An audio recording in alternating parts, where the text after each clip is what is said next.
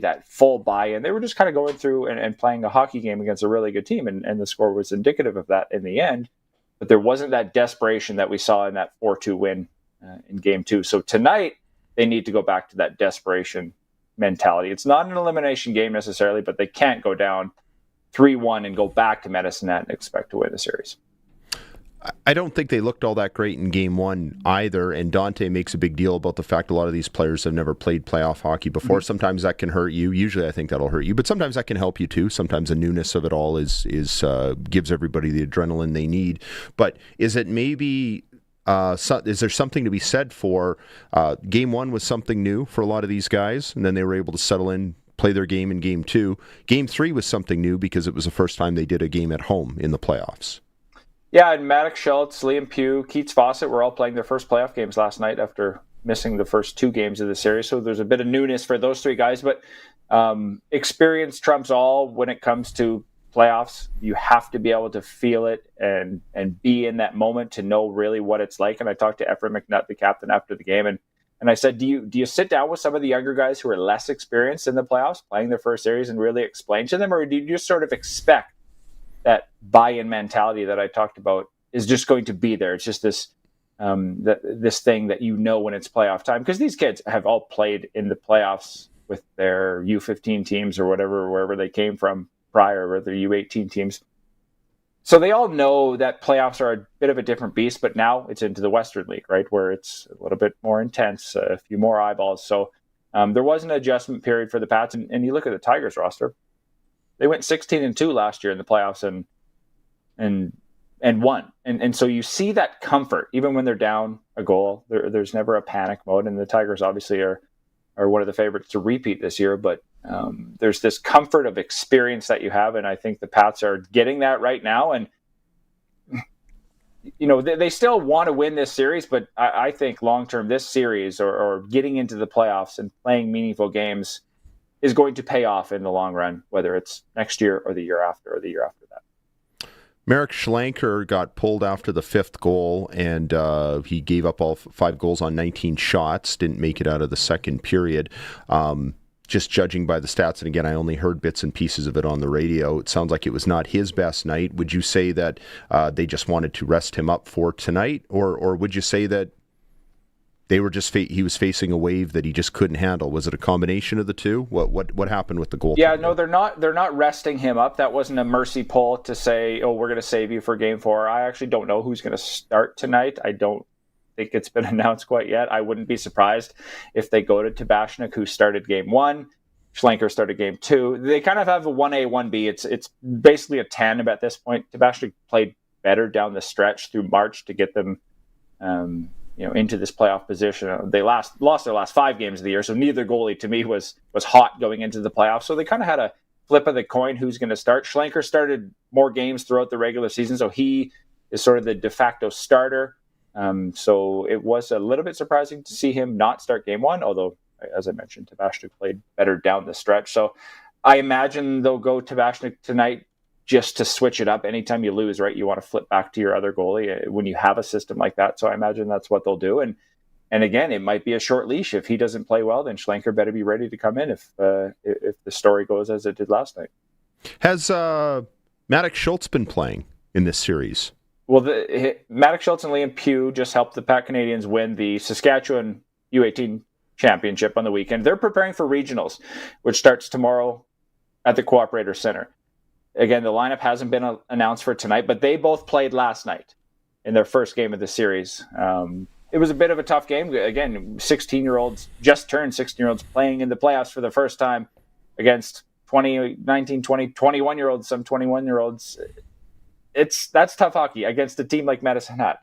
So that was a tough spot for them to be placed in my opinion. I'm not sure if they'll play tonight because they'll want to play for the Pat Canadians, or the Pat Canadians will want them to play for them during regionals, which would then mean 6 games in 6 nights if they play tonight. I don't think that's fair for 2 young kids. I mean, they probably can handle it, but 6 games in 6 nights would be a lot if they make it to Sunday's regional final with the Pat Canadians. So to be determined, I guess, if they get into the lineup tonight. But yeah, they got their first playoff games last night. Schultz had an assist on the first goal, and Pugh scored Regina's second goal on a very nice shot. Well, and I mean, to be fair, they've shown they can win without them. They did it in Game 2 on the road, so they should be able to do it at home. We're talking with Taylor Shire from the Regina Leader-Post about the Pats' first-round series with the Medicine Hat Tigers. Do you feel like they need to win game? I feel like they'd have to win Game 4 tonight, or it's going to be curtains. It's going to be pretty hard to imagine them winning 2 in Medicine Hat. Dante said that. Well, he said yesterday, I feel like we have to win tonight, and they didn't. But you could see a scenario where maybe they get one more win on the road. But if they fall down tonight and they're down 3-1 and they've only got one more home game left in the series, I would think it's going to feel like lights out if we're talking realistically about it. Yeah, to go 3-1. I mean, nobody expected them to win this series. Everybody expected them to get swept. So the fact that they won a game, I mean, that in itself is a minor win. They were the only 7th seed or 8th seed in the WHL to split the opening weekend. There's a lot of powerhouse teams. You get that in junior hockey every year. So the fact that the Pats were able to go out and steal one on the road, I think speaks a lot about just that buy-in that I was talking about. Yes, they need that same buy-in tonight. If they were to possibly make this a series, obviously they have to win tonight. Going down 3-1 into Medicine Hat for Game 5 on Saturday would be a pretty tough task, although they've won on the road before. If they can win tonight and somehow earn another home game, which would be Sunday back in Regina, I think that would speak a lot. Again, I don't think anybody still is picking them to win the series, but if they can extend it by another game, then they're going to do what they can. But yes, not an elimination game tonight, but if they want a chance to still win the series, definitely a must win tonight. Facing long odds for sure, and I think we all knew that coming in. And just seeing they're essentially playing with house money because there was never much expected. Is there kind of an underlying feeling that we're on a collision course between Medicine Hat and Prince Albert for the conference ultimately? Yeah, I don't see why that wouldn't be the final two. Well, yeah, we'll see. There are some other good teams, and then on the other side, I mean, you look how good Everett is. So are we just waiting to see one of these two teams face Everett in the final, and then Everett heads to the Memorial Cup? What does Kelowna look like? But yeah, these two teams were the top of the East all year. Again, we talk about there's not a lot of parity in junior hockey when it comes to this sort of these playoff runs, because you see these teams build up, right? And you look at their roster, you see where they're going to their years to win, their window to win. The Pats' window to win is not right now. They know that. We know that. Everybody else knows that. PA's window to win can be right now. Medicine Hat, obviously they won last year. Their window to win is still right now, even without Gavin McKenna, which it's surprising that they're as good as they were last year without one of the best players in the league. So you look at the windows to win for each team. Yes, house money, Regina Pats, just to be able to get into the playoffs and play meaningful games. When their window is open in a couple of years, they're going to look back at this playoff series and say, okay, we played against a really good team. We stole a game from them.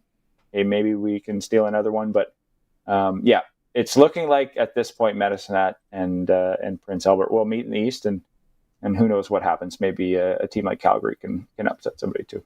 Yeah, Calgary's up 3-0 on the Brandon Wheat Kings. They've been good games, so it's not. I think they've all been 1-goal games. But what about that other series? Have you paid any attention to the Saskatoon series? The Blades picking up a victory. Yeah, they won last night against Edmonton. They're up 2-1. They've got Game 4 coming up at home. What do you think about the Blades maybe pulling an upset? Yeah, I haven't watched any of the games. Saw the highlights. I guess there was a bit of controversy with an overtime goal that was offside, or it appeared to be offside. They can't challenge that in the Western Hockey League. So it was a bit of a tricky, thank goodness, tricky spot for them to be put in. Yeah, you want the right call, but at what point do you just say, oh, we can't have video review across the entire league for meaningful games? Yeah, that would be it would be a big if the Blades could get through, but we're not, how many years are removed are we where there was Medicine Hat, Swift Current, Regina, PA, Saskatoon. They were all these sort of jostling for playoff position, and now we're sort of looking at, okay, Prince Albert, has a good chance to at least contend for the championship, but the other teams to me aren't contenders at this point. I would put the Blades in that category, although they might win a series. I have no dog in this race, and I have no problem being very happy for the Prince Albert Raiders for whatever they can get, simply because nobody got screwed worse than the Prince Albert Raiders by the COVID-19 pandemic. They were in line to contend to defend their championship when that season just got wiped away. I feel like that's something that'll be talked about in like 20 years. Just anytime you get late in a season and it just gets taken away from you like that. It's like the 94 Montreal Expos who had the best record in baseball, and then whoosh, strike, it just ended late in the season, but that's a whole other discussion. That, I think Connor Bedard is the one that maybe has the fans to be able to watch Connor Bedard. We only watched him in the bubble when he was 15. True. If we would have watched him for a full season, I feel like we would have appreciated that so much more, right? Another full season to be able to see him. Saw what he did at 16 and 17, but 15 to come in that as an exceptional player. That would have been that's sort of one of the things I look on in terms of COVID wiping out things is getting the full Connor Bedard experience. But PA can be a little bit upset as well. I feel like we don't talk that much about all the COVID impacts because it's still too fresh. We still don't want to talk about it because it was so awful. And let's not talk about it. That's fine. I'm fine with that.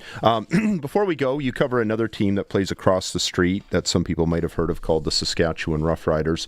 I get a lot of people asking me, what do you think about the Riders going into this year? And I'm not around it like you are. Sounds like they've had to retool their pass rush. What do you make of their chances to be the first repeat champions in franchise history with some of the changes that we've seen and some of the other players getting a year older? Yeah, they obviously have a good chance. They're not worse than they were last year. They lost a couple of players in free agency, but you looked at who replaced them. They're fine. You mentioned the defensive line. Sure, Malik Carney, Habakkuk Baldonado, they're gone. They brought in James Waters, and now they're going to have an American rookie try to win a starting spot. Lost a couple of linebackers, replaced them. Their whole secondary's back. Trevor Harris is back, and he at no point looked like he couldn't be an all-star last year. Was MVP of the Grey Cup game. So he's got another year of experience under his belt. I don't think he's slowing down at any point. And he's got a full cast of receivers except for Dante Myers, who's heading to the NFL. So and AJ Lett's coming back. Maybe the biggest thing to me is a healthy offensive line and a strong offensive line. This team is not worse than they were last year, even though they missed a few pieces. So, yes, they have a good chance. I think other teams are better, though, or have gotten better. I shouldn't say better than the Riders. I still think they'll be among the top three favorites going in to the league. I think BC with Nathan Rourke. How do you argue that they're not going to be the class of the West? And then in Montreal with Davis Alexander, if he can stay healthy this year. I think they're basically considered the favorite to the East. And then who knows about Toronto with Chad Kelly and the changes that they've made. We've seen Chad Kelly play like an MOP quarterback, and then he all of a sudden missed all of last year. So where does Toronto fit? And I mean, I always say at this point in the season, you could make a case for any of the teams. You could say any of the teams are capable of winning a season going in. And that's maybe the uniqueness of the CFL is you could pick any one of the 9 teams and make your case and say why they're the favorites. And I think the Riders would fit in that mold. You could definitely make your case that they're going to have a chance to repeat. Yeah, and that's why I love this time of year because everybody starts from the top. And I've been thinking a lot about comparing other defending champion teams, and I don't think I can think of one like in '67, in 1990, 2008, or 2014. You see where I'm going with that? The teams that won the championship the year before, and they've had some really good teams. I don't know any of them have been any more loaded than they are this year. One thing that I think the Riders would have had the best chance to repeat in 14 had Durant not got hurt. Yeah, I think they were 8-2 when he went down, weren't exactly, they? Yeah. So they were on the crash. They were on the course to repeat, but injuries happen. Go ahead. Right. No, I was just going to make the point. One trend. See, I think the reason I became such a big CFL fan is because it hit me right at an era when quarterbacks were scrambling like crazy and throwing for 6,000 yards. And if I had started in any other era, I might not have cared about it so much. And Mark Trestman came up and, he had a lot of success and God love him. But I've heard from offensive people around the league. Sorry, I've heard from other people who talk to offensive people around the league, not an insider by any stretch, that Trestman did really well with Calvillo. He did really well with Ricky Ray. I think you or I would probably be at least 500 if we're doing the play calling. You might be a little bit better than that if I had either of those two quarterbacks in their prime. And you see where I'm going with this. I'm not putting down Mark Trestman. I think he was great for the league. But apparently he also started this trend of all of these offenses with drop-back pocket passers. And I don't like it. I don't think it's been good for the game. One guy who, to me, bucks that trend is Davis Alexander. The way he rolls out, the way he throws on the run, it's very Condridge Holloway-like. It's very Warren Moon-esque. It's very Damon Allen-esque. Trevor Harris is not that quarterback. He is a quick-release guy. The fact that he is such a quick-release guy, I feel like that means he is the one to be good into his 40s more than just about anybody else, because he doesn't need to be athletic and he shouldn't take a lot of hits. Yeah, 100%. And I think longevity of a quarterback, you have to be a pocket passer to last this long. Think about all the hits the you call dual threat quarterbacks take over the course of a year, of a season, a career.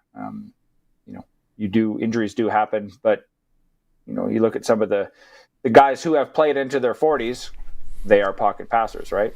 Even Phillip Rivers, he could come back. He doesn't scramble out of the pocket and get first downs with his legs. He's a pocket passer, and his arm still works. And we do know that the body does break down a little bit as you age after, into your 40s and whatnot. But Trevor Harris takes care of his body, and I see no reason why he can't play this year. And even he told me a couple of weeks, he's not even writing off. A couple of weeks ago, he told me he's not writing off next year either, and he's going to see how he feels at the end of the year. And this isn't a farewell tour by any means. So, he's as good as he was last year, if not better, just based on his experience, and maybe a bit of a, not as big of a chip on his shoulder, because he had all those doubters, I guess, that would say, "Oh, he can't get it done. He can't win the championship." Well, he's got that now. He's going to play loose and calm, and he's to me, he's going to be one of the better quarterbacks in the league this year, even if he doesn't have all the rushing yards. Yeah, he just has to stay healthy. That's the key, exactly. Like every year. But I was going to say, before we let you go, they used 4 O-linemen. I think they did in the West Final and in the Grey Cup, if I'm not mistaken. Do you see them maybe starting the season that way this year? Or do you think they're going to roll with 4 offensive linemen? Wow. Yeah. Sorry. 4 American offensive linemen. 4 American offensive linemen. Yeah, they didn't sign a center in free agency. That was one of the questions that I had going in. Would they sign a Canadian center and then flip Logan Ferland out to guard, where he is predominantly has started in his career? It looks like they're going to keep Logan Ferland at center, and then potentially, we'll see. Left guard is a position, an interesting position. Zach Fry. There's a couple of good Canadians. Zach Fry and Eric Anderson, the draft pick from last year, probably have the leg up. So they very well could start with 2 Canadian offensive linemen and have 3 Americans. They'll have an American guard. Jacob Bramer will be back at right guard. For sure. They'll have 2 American tackles. They could make that. And all of this because Tavon Campbell is your ratio breaking cornerback. Right. That to me is predominantly an American spot. You have a Canadian there, so you can earn that spot elsewhere. And they have 3 really good Canadian receivers, which again, a lot of teams just play 2. So you have those 2 kind of flexible spots where that's why you have more room to work on the offensive line. If you do want to go 4 Americans, they'll probably go 3. I think that the Riders right now are a prime example of why GMs and teams need to think a little bit outside the box. Mm-hmm. It's kind of like when they had all those troubles with the O-line for 3 years? 2 years for sure. And, we were hearing a lot of chatter that they couldn't find the tackles, or just getting tackles was hard to do because they had 2 American tackles. But quarterbacks that I've talked to and O-linemen will say that if you have a better guard, then your tackle doesn't have to do as much, etc. And I feel like it just got to a point where if they were really going to truly fix this, they were going to have to break the model, which they did, going with 3 and 4. And I know other teams have done it too. BC uses 4 American O-linemen quite regularly. Hey, listen, we're up against it. Thanks for doing this, and enjoy the game tonight. We don't have a lot of playoff hockey around here usually in the Western League, and we may not have any more after tonight. Regardless of what happens, enjoy getting to cover and be at a WHL playoff game with the Pats. Will do. Should be a good one tonight. Okay, that is Taylor Shire. You can read all his stuff on the Regina Leader Post. I know I have the trusty app, and lots of good local coverage there, and wall-to-wall on what's happening with the Regina Pats and their chances to, who knows, maybe pull an upset. Game tonight, 7 o'clock puck drop at the Brandt Center. Pregame show at 6:30 with Dante DeCaria. Pats trying to duplicate what they did in Game 2, and if they can even up the series heading back to Medicine Hat, then we know we'll see more playoff hockey under the orange top. Time to take a break. A little later in hour one, we will hear from Saskatchewan Roughrider quarterback Trevor Harris. You are listening to the Sportscage on 620 CKRM. Listen weekdays at noon for Saskatchewan Today on CKRM with your host, Ryan Young, offering the most extensive agricultural news coverage with precision weather meteorologists in an industry that moves fast. Stay updated with the latest, most reliable information in ag news, crisis and trends, all in one place. Available anytime at SaskAgToday.com. Saskatchewan Today, your trusted source for all things agriculture. Sponsored by Affinity Credit Union on 620 CKRM.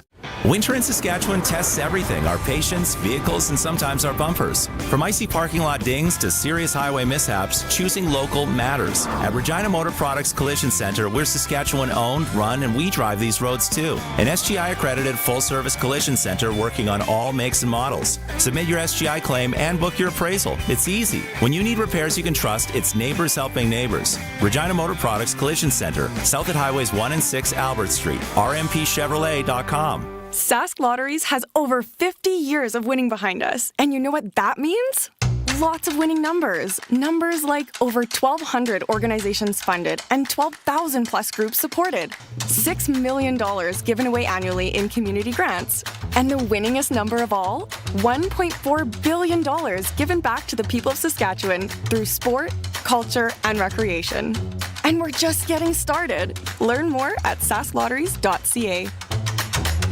If you're planning an exterior renovation this year, now's the time to start. From siding and roofing to fencing, decking, garage packages, windows, and doors, Freeze Tallman has everything you need to get your project off the ground and done right. Expert advice, quality materials, and the service you expect from people who know your community. Plan now and build with confidence. Visit freezetallman.com. Freeze Tallman.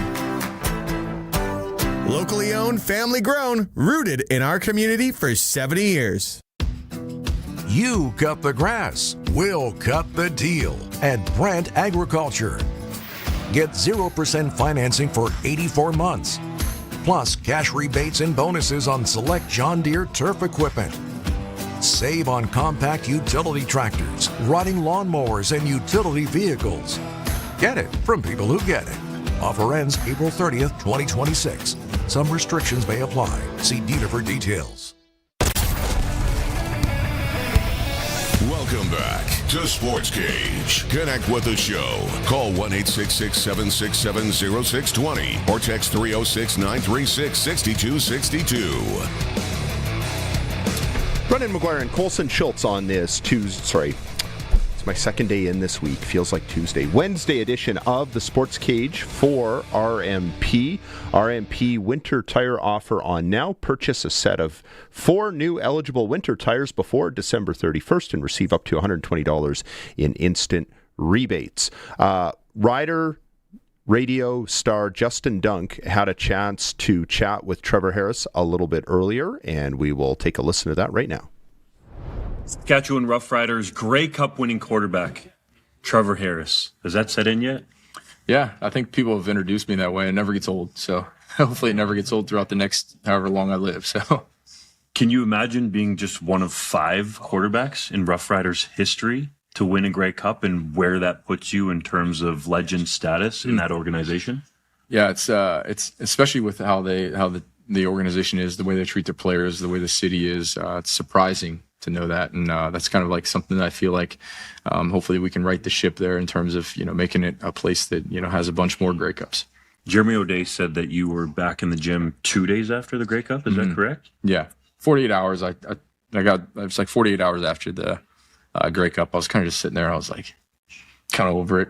Like, I feel good. Let's just start the off-season program now. So I called my trainer. I said, hey, I'm going to do this tomorrow. Is this good? Is this a good starting place? And he's like, yep, do this, but add this. And so I kind of just started the off-season program right then and there, and started building back the foundation. And it's been great because I feel like, that 3 weeks in the playoffs, there's some teams that had 3 weeks on us and, in terms of physical prep. And so I just wanted to get right to it.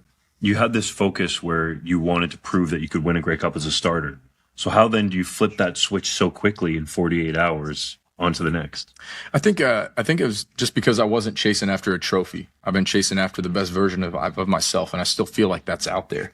I still feel like my best football is right in front of me. And I know that I kind of said that a lot, but I wouldn't say it if I didn't believe it.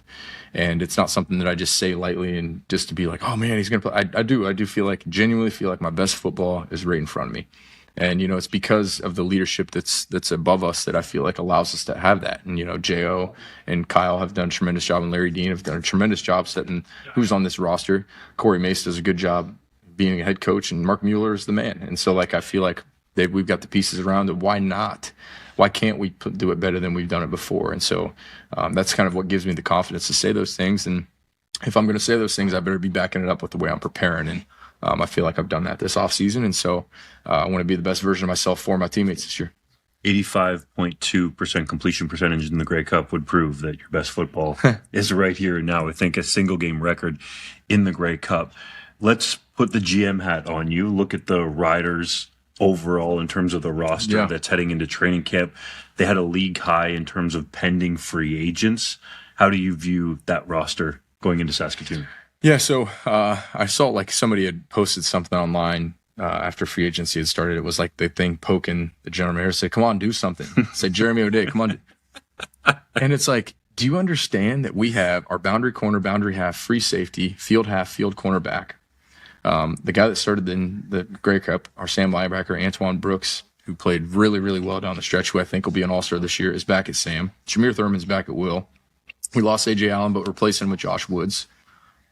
He's a pretty good player. We all can agree with that. Mm-hmm. We lost Haba and Scoop, but we got James Vaughters. We have about 5 people compete for the other end spot. We brought back 3 of our interior linemen, and I think we've got a budding star underneath them as well with Kendi and shoot. So okay, so where's our deficiency? Maybe a pass rush. We'll see if one of our pass rushers can step up, but I believe we have the brass that has brought in the right people. And then offensively, we've got 5 or 6 receivers that have started 3 or more games in last year. We have 4 of our starting 5 offensive linemen back.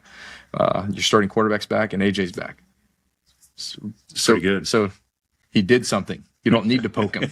And so we've brought back quite a few guys. And so I think, but if you go around the league, the difference in talent is very, very minuscule. And I think everybody would say that. And that's what makes one of the CFL the greatest league in the world, in my opinion, is that nobody in the offseason is like, hey, we're rebuilding this year. Another example of that was Calgary last year. It was like, oh, they're going to rebuild for a year. They were freaking good. They were challenged. They were contenders.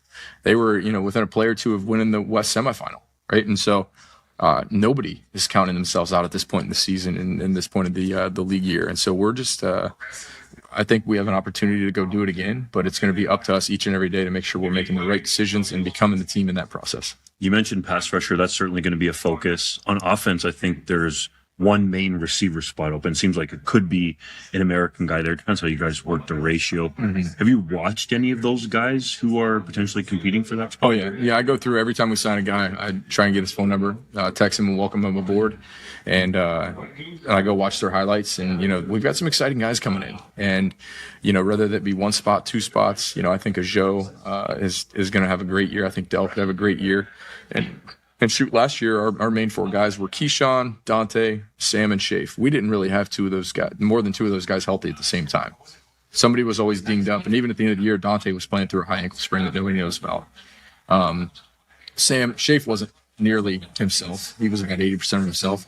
Sam was still coming back from an injury. So, if those guys are healthy, then we've got 3 of our 4 from last year that are healthy. And so, and on top of that, Ajo got tons of experience last year. Dell, who is becoming, I think, is going to be a great player in this league for a long time. Then we've got all these young guys that are coming in that brings a lot of excitement. So I really feel like we're in a good position to make sure that we're doing good things. Now, I do know that we'll miss the guys that we lost. Let me reiterate that. I'm not saying oh, good, we lost that.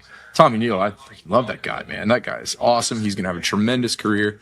It broke my heart to not have him back. CJ Rivas, I love the guy to death. AJ Allen, I love him. I love Scoop. I love Haba. I love all the guys that we lost. And I know that they're going to get paid well to go do what they're doing. And so, you part way, you're excited for them. And but I do have a lot of faith in the people that are bringing in the guys to replace them. And I think that we'll be in a good spot. You mentioned health. And I believe at this same time last year, you told me that you had played through a partially torn ligament and some meniscus possibly. What was it like for you to actually have a possibly fully healthy off season, if that actually was the case? Yeah, it's the first time in a long time. I was fully healthy. I had to give some time for my shoulder. I actually was week 5. I threw a deep ball to Joe Robustelli, and it ended up being underthrown, but I got hit underneath the arm, and that kind of lingered for quite a while. And toward the end of the year, it was affecting my ability to kind of push the ball down the field past like 50, 55. And so I was able to kind of get through that, and I'm able to kind of push the ball way further than I thought I would. Through the training and stuff has been great. But I feel like I've got the ability to do the things I need to do. But I feel like I've improved in terms of my mobility and ability to run and change directions and move in the pocket and do the things I need to do there. But let's not go in the way of all of a sudden Trevor's going to be a scrambling quarterback and be out there running around like VA or Nathan. T-Mobile. Nah, T-Mobile is going to be there. If I'm going to do that, that's going to be once or twice a game. And I try and get to my 4th and 5th read before I'm going to do that, because I'd rather AJ run with the ball than me. He's going to do a little bit better and get more yards. So do you feel like your shoulder's all the way back 100%? Yeah. It wasn't anything. It was more just hurt and not injured. It was just kind of just repetition throwing, 200 balls a day, 4 days a week, that the shoulder wasn't able to kind of regenerate itself. And so I was able to kind of get home and, put the Nervotics machine on there and allow it, 3-4 weeks to rest in full without kind of stressing it too much. And so I was able to heal, and it feels a little bit better. There's nothing wrong with it now. So we're going to see that Trevor Harris deep ball. You're going to see it. I like it. A lot of focus in Saskatchewan on the quarterback position, but also the guys behind you. Jake Mayer goes to Ottawa. Got Jack Cohn, Tommy Stevens. Now, I'm really intrigued to see Jordan McLeod. I think that guy's got a lot of tools. Have you talked with him at all in meetings in the offseason, or yet to have a conversation? Had a conversation with him when he signed on. I shot him a text, and we had a quick conversation, just welcoming him aboard. Looks like he's done some good things in college, but I think a lot of people don't know what Jack Cohn brings to the table in terms of how elite he is in his preparation, and how well he's played throughout the longevity of his career at some big-time schools at Wisconsin and Notre Dame. And I think he could have a future in the league. Tommy Stevens is someone that I feel like just continues to develop and continues to work. And, if he gets an opportunity, I think he'll do a great job. And then we have Braden Shager, who these guys are putting in the work. And I know that we're going to come in and have some great battles in camp. And my job is just to earn the number 1 job in training camp. And I know a lot of people can maybe laugh at that, but that's my mindset every year, is go earn a roster spot and earn the right to be the starting quarterback for Saskatchewan. So I'm going to try and do that to the best of my ability and help the other guys along in the process. But I do think it'll be an interesting, battles going on in that room for jockeying for positions, and excited for Jordan, but I'm really, really excited for Jack too, because I feel like Jack has an opportunity to really cement himself as a 2 as well. You've seen a lot of quarterbacks in this league over your time in the CFL, but you don't really hand out compliments. Like, I know you got to earn it from Trevor Harris. So what makes you speak that way about Jack Cohn and his upside? Just his preparation. The guys, I get into the facility early in the morning. He's one of the guys that gets there probably 5 or 10 minutes before I do, and he stays every day, and we grind the tape. And he's one of the very few guys that I feel comfortable when we're starting a week, if it's a short week, saying, Jack, can I put you on this project, and can you give me this information of what you're seeing? And when he tells me, I take it to the bank. He's one of very, very few that I've been comfortable asking that, knowing that I can take that information he gives me and it's going to check out. Because when I get that information, I'll check those things out. And sometimes in the past, when you ask people to do stuff, you're like, this ain't right. And but he's very, very solid in what he does, and we see the game the same. And I think that if he comes in and has a training camp that he thinks he can have, I think he's got a great opportunity to win the 2 job. And who knows what happens in terms of, whenever I'm done playing or however long I'm playing, whoever takes over next, probably something that people want to know. And shoot, I don't know that answer either, but I know that Jack is putting himself in a good situation to be able to be in that conversation. You're essentially year to year at this point, right? You said that, Jeremy O'Day has said that, Corey Mace has said that. Mm-hmm. And as you just alluded to, you really don't know except for year to year, correct? Yeah, absolutely. And I don't think anybody knows. In the CFL, unfortunately, we don't have guaranteed contracts. Partial guarantees, but I think we've seen that a few of those haven't really worked out in the past. And if you're not worth what you're getting paid, you're not going to be there. And so everybody's year to year, and you don't know when God's going to tell you it's your last snap. And so I'm just going to keep pressing each and every day. But it's not one of those situations where I'm like, okay, this is it. I feel like I'm kind of losing motivation. I still love the grind of getting better and trying to find each and every different way that I can grow and learn and be 1% better each and every day for my teammates. Did you ever think at all, Grey Cup week, that could be your last game? Like, did that thought even enter your mind? Because from the outside and watching you, it didn't seem like that was the way that you were approaching it, body language wise, all that stuff. No, it wasn't. But I don't know that you will notice it, because I try and treat every week like it's the last. And I know that's kind of like one of those cliche things that probably people eye roll and listening right now. But I feel like if you treat it like it's his last, you might treat it differently. And I'm just never been that way. But I never even thought about it, because I just wanted to remain present in that moment. But I will say, day 4 after practice, after we had our walkthrough finished, I was like, I need to go for a walk. And so, it kind of just was bent up with emotion of gratitude of being able to be in the position we were. And so I put on like a neutral colored hoodie as best I could. And I went and put my hood over my head, and I walked around. I sobbed. I cried. And it was more just a gratitude for where I've been, the journey that has taken me to this moment. And I honestly didn't know. I was like, man, am I this way? Because I think this is it. But it was just kind of like a question I asked myself on the walk, but I didn't think anything more of it after that. And I played the game, and I was more curious after the game. Like, I wonder how I'm going to feel, if I'm going to be like, okay, I did it. We did it. Now people can stop asking me if I can win a big game, which I think has been unfair throughout my career, if you want my honest opinion. But that question was very, very quickly answered. Is by Tuesday night, I was like, I'm going to go work out. I feel like I'm ready to want to go do this again. And so I wasn't chasing that trophy. And so I knew that my drive and motivation was still there. Clearly, 48 hours later, guys in the gym, he's playing more ball. From a contract standpoint, you've been open about it, and some other quarterbacks in the league have said like they've taken less to allow their teams to potentially be more competitive on the field. There's no guarantee that you get what you pay for, but why was that your approach, and why do you think it's been a theme a little bit in the league? No, I mean, I think that we should be careful saying we've taken way less, because quarterbacks are paid much more than most of the other positions, right? And so I'm thankful for what I'm getting paid, but I know that I didn't need to be, paid in the top 3, 4. I don't even think I'm the top 5 paid. I don't know that for a fact. I'd have to double check it. They'll things better than my mind. But I think that I'd be in the back half, which is fine with me. I'm doing just fine. My family's just fine. But I wanted to be able to put us in a position to be able to make a run at it. And if I can be a part of us bringing in 1 or 2 more free agents, if I free up an extra 50 or 75 or whatever it is, if I can provide that, then why wouldn't I? Then what am I think it's actually being selfish by taking less, if you want my honest opinion, because if I take less, then we can sign more people. Maybe I can play longer. Maybe we have some more success. And I think that there's just a different way of looking at it. Now, obviously, being selfish should maybe be taking more money, but the way I look at it is, it is actually making us richer, like getting us more teammates and better people, and allowing the GM to have a little bit more freedom. How much were you involved in recruiting the free agents that were on the pending free agent list to come back, or potentially recruiting the free agents that came in?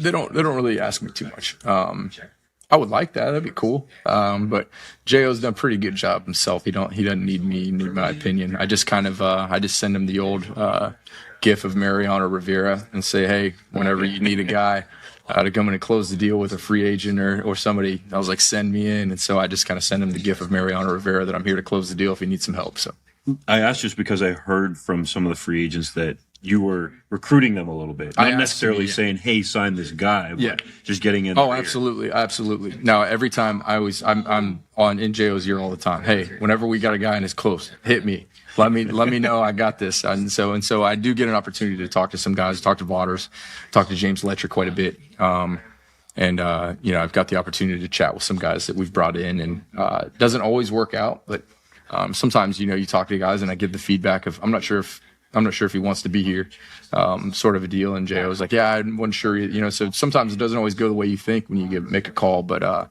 it sure is fun to be a part of the process. Maybe something I'd love to do in the future too. I know you're always tinkering and working towards evolving and getting better as a quarterback. What's new for Trevor Harris in 2026 entering the season? I think I'm going to be a little bit more mobile, be able to move around a little bit more. But like I said, I don't think that's going to be, my trademark. I think that I'm hoping to have a little more pop on my arm strength in terms of downfield ability. But I think that the biggest thing for us is, as athletes, as soon as you stop ascending mentally, you are officially a declining asset. And so I think that I've ascended mentally, and that's something that's always a good barometer of, do I think I can take this to new heights mentally? And so I've just continued to keep pressing that pedal of how can I ascend mentally? Because physically we are who we are. I'm not going to go out there and have Josh Allen's arm strength no matter what I do. I'm not going to go out there and run around like VA or Nathan or Davis or anything like that. But I can get better and sharper mentally. And so that's something I've really tried to hone in on, focus on, because most of the game is mental, and how much of time are we spending training the mental side of things. And so for me, that's something I really take homage in each and every off season is pressing that mental pedal as well as the physical. Are there some details that you can pinpoint for people to understand what you're pressing the pedal on mentally? Yeah, so just anything really from the mental standpoint of our performance. And so something I work with my mental performance coach, Chantel, who I've talked about glowingly throughout my career. She's been instrumental. I couldn't say enough nice things about her. Is, we talk about like focus styles being broad external and broad internal. And then you've got narrow internal and narrow external. And so like it's broad and narrow, internal and external, and all the variations of that. And how can we get ourselves, because for me, a narrow external focus is where I'm at with it. What's the will linebacker doing? Does he do this? Then we throw the bender. Does he sink? Then I push outside. Just little things like that, which are that narrow external like focus is that will linebacker. And so like that's where we need to be for our, to be in that flow state. But you can't just drive and push that pedal, because then your focus state can kind of lapse a little bit. It's like if you just try and count, like if you just try and stare at the wall for a certain amount of time, eventually that focus goes away and you'll start like daydreaming or whatever. And so how can you kind of divulge in those areas? And so Dr. Lalji or Chantel, she does a tremendous job of kind of taking me through little things like that, of finding ways to push on the gas and the brakes in certain things to be able to hone in on that focus area while I need it the most. What are your goals for 2026? Be the best version of myself I can be for my teammates. And I know that sounds silly, but worked pretty well. It's organic. It's organic, right? I mean, like your goals for this year is to become the best you can be, and be able to set yourself in a position where you and the people around you can ascend and do things better and do better work. And so that's all I'm doing, is focusing on my relationships, trying to be the best influence and leader I can be for my teammates, and making sure that they can rest their head on their pillow at night knowing that their quarterback's working his tail off and doing everything he can for them. And so where that leads, each and every day will be different. Maybe it's, a timing on a certain route. Maybe it's an extra yard or two on a throw that I need, or maybe it's, making a play with my legs when I need to, and allowing myself the training during the week to allow those plays to happen. So it's going to be different each and every week, but it's something that I'll continue to turn over every leaf and every stone that I possibly can to make sure that I'm maximizing that. That is Saskatchewan Roughrider quarterback Trevor Harris in conversation with Rider Radio host Justin Dunk a little bit earlier. And I know that the keys to the Roughriders doing well this year are him staying healthy. And it was funny because about a year ago this time I asked Jeremy O'Day if Logan Ferland was entrenched as the center, and he gave me a one-word answer: no. Because they had gone out and had tried to, I think later that day they announced that they had signed, I want to say Sean McEwen to come in and be the center, and then he got injured, and et cetera, et cetera. At the end of the day, Ferland was the center for pretty well the whole year, and they ended up rolling with 4 offensive linemen. You heard from Taylor Shire a little earlier. Pretty good chance that they're going to do the same just to keep him healthy. But I am also curious to see what Jack Cohn's made of, because he's been with the organization. I think this is year 3 for him, and you don't want to keep a guy like him in a backup role for too long. He's going to need to get his. So even if Harris can't go for a week or two, at least we can explore and see who and what Jack Cohn is as a CFL quarterback. Time to break. When we come back, more of Hour 1 on the Sportscage still ahead. Eric Francis and Farhan Lalji on Rider Radio, 620 CKRM. Did you know over 1.3 million homeowners call on Reliance for their water heater needs? With over 150,000 5-star online reviews and over 60 years experience, you could say Reliance Heath are water heater experts. Switch to Reliance Heath today. They'll give you $200 for all your hot water needs. Call on Reliance. Visit waterheaterrentals.com for details. Terms and conditions apply. To celebrate CKRM's 100th anniversary, we're honoring the icons who helped shape this station into what it is today. Our next 620 CKRM icon inductee, Jim Smalley. Here's a behind the mic moment with Jim Smalley. They were looking for someone to produce Lauren's show. They had nobody that seemed to last And so in desperation or in frustration, I think Manfred has said, Jim, you produce Lauren's show. So I came in early. I came in at 7:30. I was in at 7:30 to produce Lauren's show, put it together for 8:30, then he was 8:30 to 9:30. And then I did the farm news. So after 9:30, my day is the farm show. But that's what I did for the first 2 hours of my day. I did the open line show, but I only produced it. Then, when he went on holidays, we brought in someone to fill in. And the person to fill in, Manfred and I had to tell her about the latest issues and what was going on and who her guest was. And Manfred said to me, Jim, you may as well just do the show. It's easier. Okay, works for me.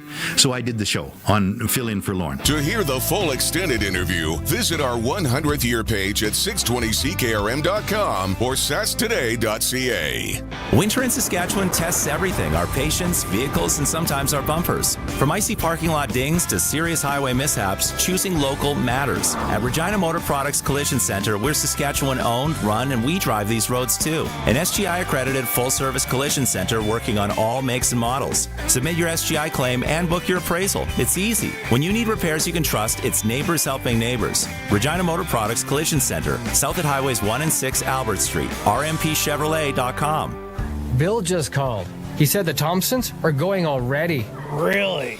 Here I am. I'm still deciding if I should replace my openers. Morning, gentlemen. Looking for Dave. I've got your new openers. He brought Andrew. Time to listen. Follow me to the farm. I'll show you how to install them so your field's ready before anyone else. Don't wait to fall behind. Check your openers and get expert help from Andrew or your local Dutch dealer. Dutch Agriculture. Precision where it counts. Visit DutchOpeners.com. Dutch Agriculture on farm for you. It's time for the Sports Ticker. Brought to you by Reliance Heath Water Heater Rentals. Switch to Reliance today and get $200 cash back with your new water heater. Some conditions apply. Call on Reliance. Western Hockey League playoffs tonight. The Regina Pats will try and even up their best of 7 at 2 games apiece when they host the Medicine Hat Tigers under the orange top. Pre-game show at 6:30 on 620 CKRM. Puck drop just after 7 o'clock. Dante DeCaria has all the action. Elsewhere, the Saskatoon Blades are ripe to maybe pull an upset on the Edmonton Oil Kings. That's the 6-3 series. Blades lead that best of 7, 2 games to 1. Game 4 is tonight in Saskatoon. And the Prince Albert Raiders hoping to finish off a sweep of the Red Deer Rebels on the road. They are up 3 games to none. Men's World Curling Championship, Canada, led by Matt Dunstone. The championship runs until April 4th in Ogden, Utah. Tonight, Canada goes against Czechia. And NHL, just one Canadian team in action. The Vancouver Canucks visit the Colorado Avalanche. We'll have a little bit more on that on our sprinkle of the day. And Toronto Blue Jays, home to the Colorado Rockies. And our Sportscage.com poll. How far can the Toronto Blue Jays go this season? Vote at Sportscage.com. The Sports Ticker for Reliance Heath Water Heater Rentals, keeping you in hot and soft water. Call on Reliance. Still ahead on this edition of the program, we will check in with Eric Francis from Sportsnet, who is in Vegas. We will also check in before the show is done with Farhan Lalji. And there's one topic that I want to bring up with both of them. Something that made news just recently was a reporter in Vancouver being kicked out of the press box and ejected from the arena in the first intermission. Someone who covers the Canucks over reporting on some news that their team owners didn't like. I haven't heard one person say that it was fair that he was kicked out.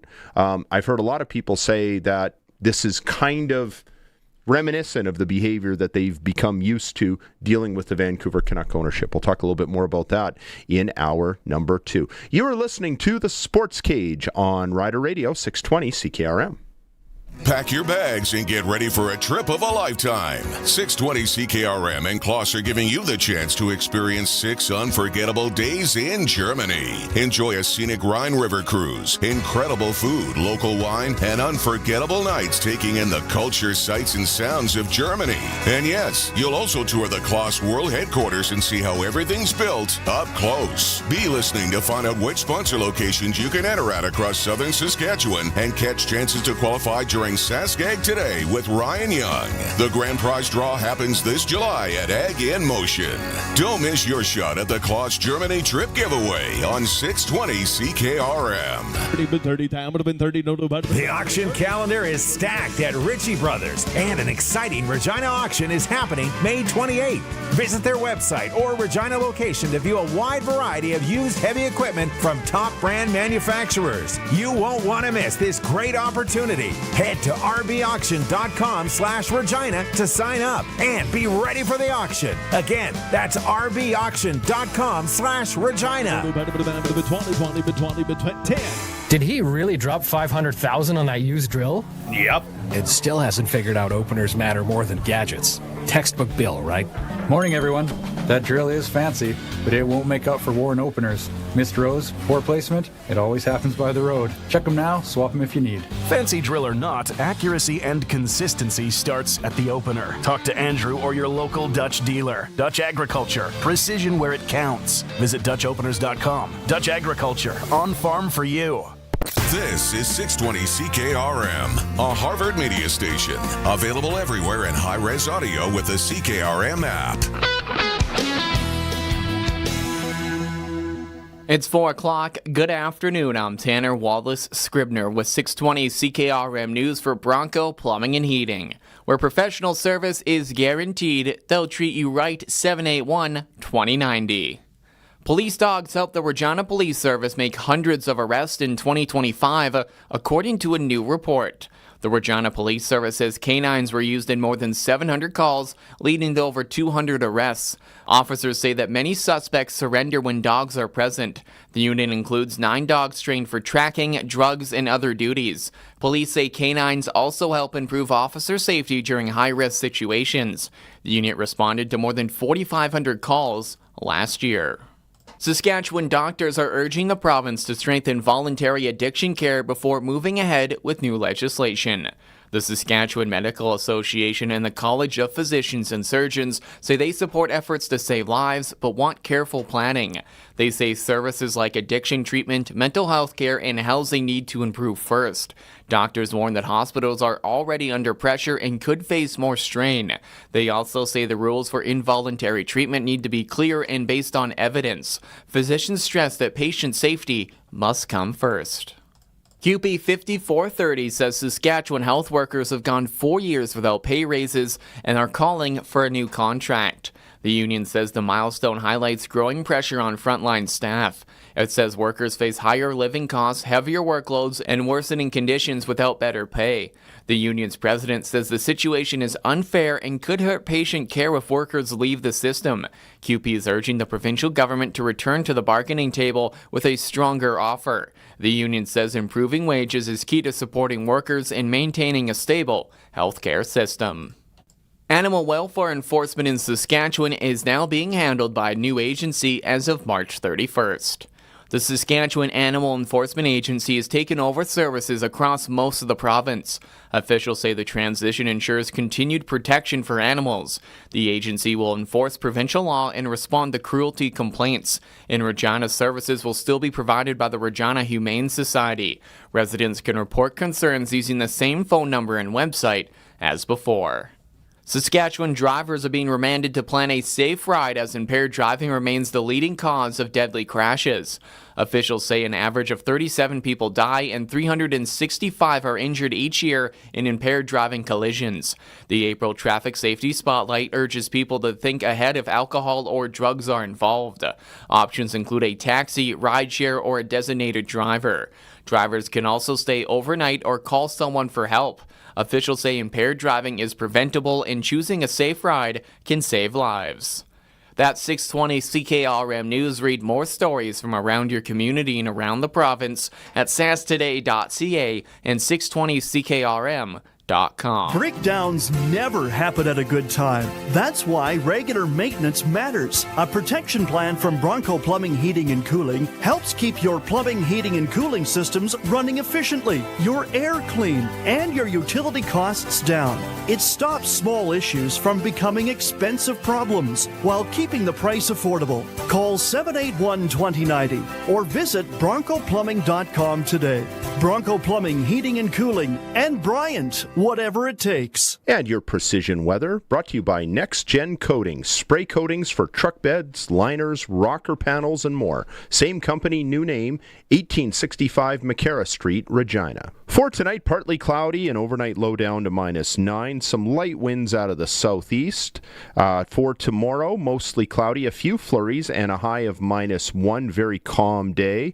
Wednesday night, cloudy, low of -4. Also light winds out of the east-southeast. For Thursday, expecting it to be cloudy, a high of -1, and light wind out of the southeast. For Friday, mostly sunny and warming up to a high of +3. And for Saturday, mostly sunny and a high of +6. Right now, in downtown Regina, it is partly sunny and -5. For over 40 years, you've known them as Regina's trusted vehicle protection specialists. Now they're introducing the next gen of coatings. New name, new level of protection. They're now Next Gen Coatings. 3 generations of their family have served your family, and that hasn't changed. Same owners, same commitment, ready for the next gen of truck beds, rocker panels, trailers, bumpers, and running boards. The company hasn't changed, just the name. Next Gen Coatings. 1865 McCarra Street. The next gen starts now.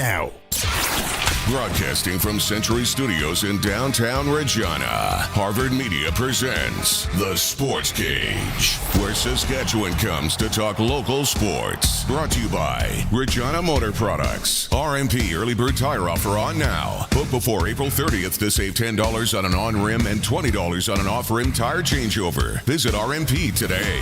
Be part of the show. Call 1-866-767-0620 or text 306-936-6262. The Sports Cage. Streaming at sportscage.com, our YouTube channel, and on the radio at 620 CKRM. Brendan McGuire and Colson Schultz on this Wednesday Sports Cage, and I say my name very loosely. Colson does absolutely everything. I just sit here and talk.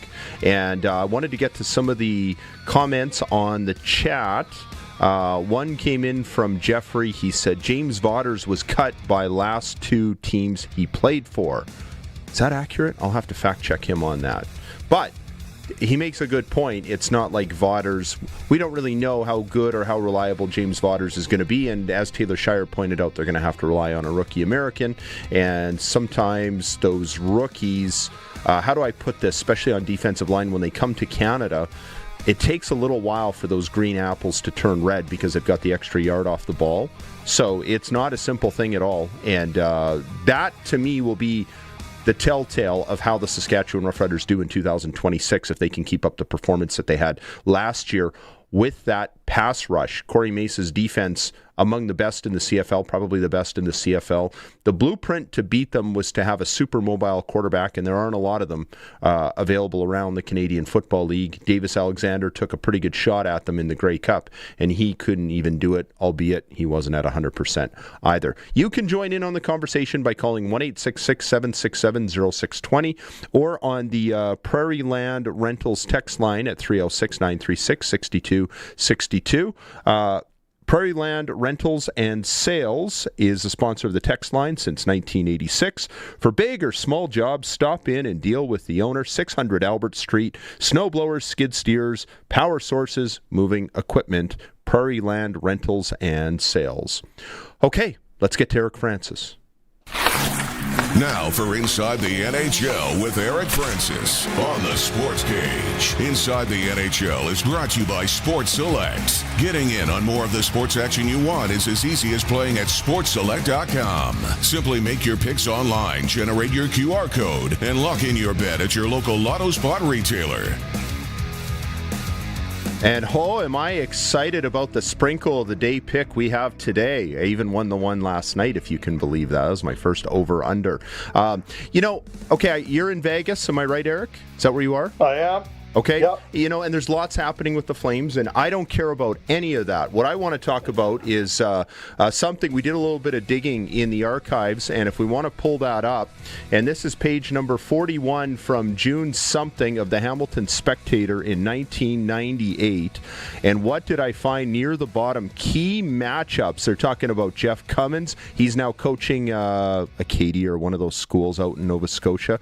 But if you look over on the right-hand side, it says, and I quote, "All eyes will be on the kickers. Noel Prefontaine has won the Argos assignment. The Ticats still have Mark Della Riva in camp. It's tonight or good night for him. Lancaster has also promised Calgary journalist Eric Francis a kick at the uprights. After watching him in training camp, it wouldn't be a surprise if he split them." That's some high praise from people who actually watch and know what they're talking about. Did you get a chance to split the uprights in that preseason game? Yeah, I did, and I often joke that I retired with the highest kicking percentage in CFL history. I was 1 for 1, and then Ron Lancaster came over, and he came to cut me, and I stopped him before he even spoke, and I said, "Look, I retire. I want to go out on my terms." So that was the end of the kicking career.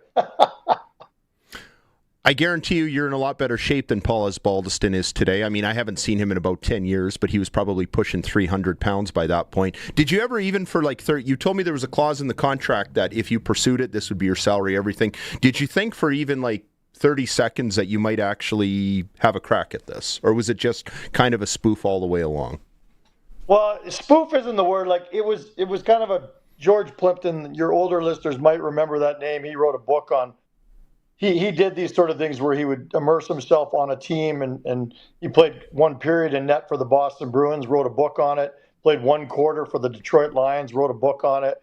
And he was kind of a guy who I always idolized as a kid. And as someone who considers himself an athlete, I said, you know what, I can do this. I can kick. I'd won $50,000 at a Stamps game the year before, kicked a 48-yarder, and it went through with quite a lot more. It was probably could have been a 50-yarder or 55-yarder, to be honest. Either way, I just wanted to go and write about what it was like to be in an athlete's shoes. And I did the two-a-days, I did the training camp, and I told Lancaster, look, if I'm not good enough or if I break curfew, cut me. So I wanted them to treat me like everyone else. They brought Osbaldiston out of retirement that year to be the kicker, but they wanted this Della Riva kid to kind of pressure him. And the coach told me after the game, when we joked about me retiring, that I was next on the depth chart. I had a better camp than this Della Riva kid. I don't think he actually played in the CFL ever again, Della Riva, even though his father was a Hall of Famer. But yeah, Ozzy was not in very good shape. I remember early in camp, we were doing punting drills back and forth, and my punting was a little all over the place because I was a soccer goalie, but the football didn't quite come off my foot in the direction I always wanted it to. So Osbaldiston had to keep running and grabbing the ball, and I could see how angry he was getting and how out of shape he was. So I declared myself a place kicking specialist after that, so I wouldn't further aggravate Osbaldiston. You can tell I am not going to let that story die, and I'm going to hunt around see if we have photos of you kicking the football in that game. But I was God bless you. Hey, it's one of my favorite things to talk about. It's so funny, and it's such a unique opportunity. Like, I don't think it would happen in today's pro sporting world where they'd let someone do this, right? Because it would be considered a bit of a farce. But back then, it was kind of fun.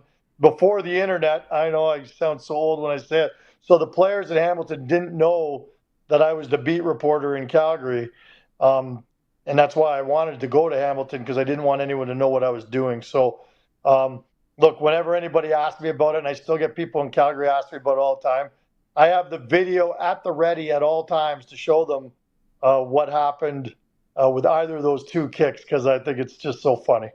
I'm old enough to remember Richard Plimpton or George Plimpton. I know about that stuff. He's legendary. It's not just the older listeners who would remember that. But moving right along. Well, another thing I wanted to get to before I wanted to get your thoughts on what happened with what's his face in Toronto, the general manager getting let go. But before we get to that, Trevor Baggs, the reporter who covers the Canucks for the Daily Hive, was kicked out of the arena during the first intermission of a game late last week.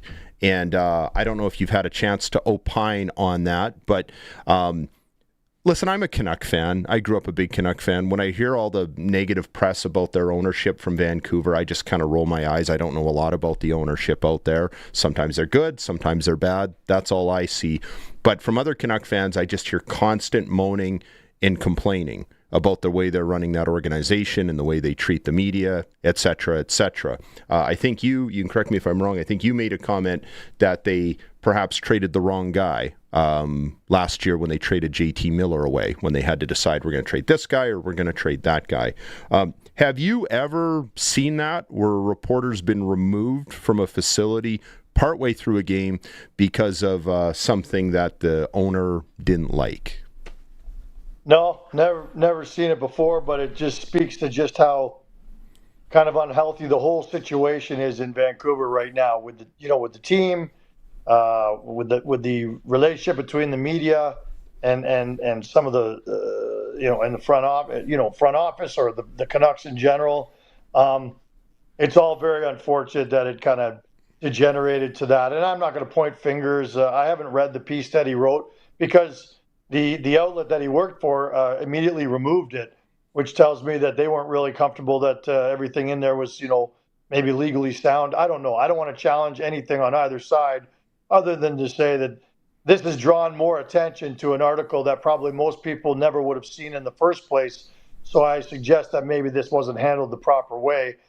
If, in fact, it's full of slander or libel, I'm sure that the Aquilinis would sue this young reporter and his media outlet, but I haven't heard of that happening. They just instead said, we don't like what you're writing, so you can't be here anymore. Look, we see what's happening stateside with censorship and the death of journalism and the stymieing of anyone who questions authority.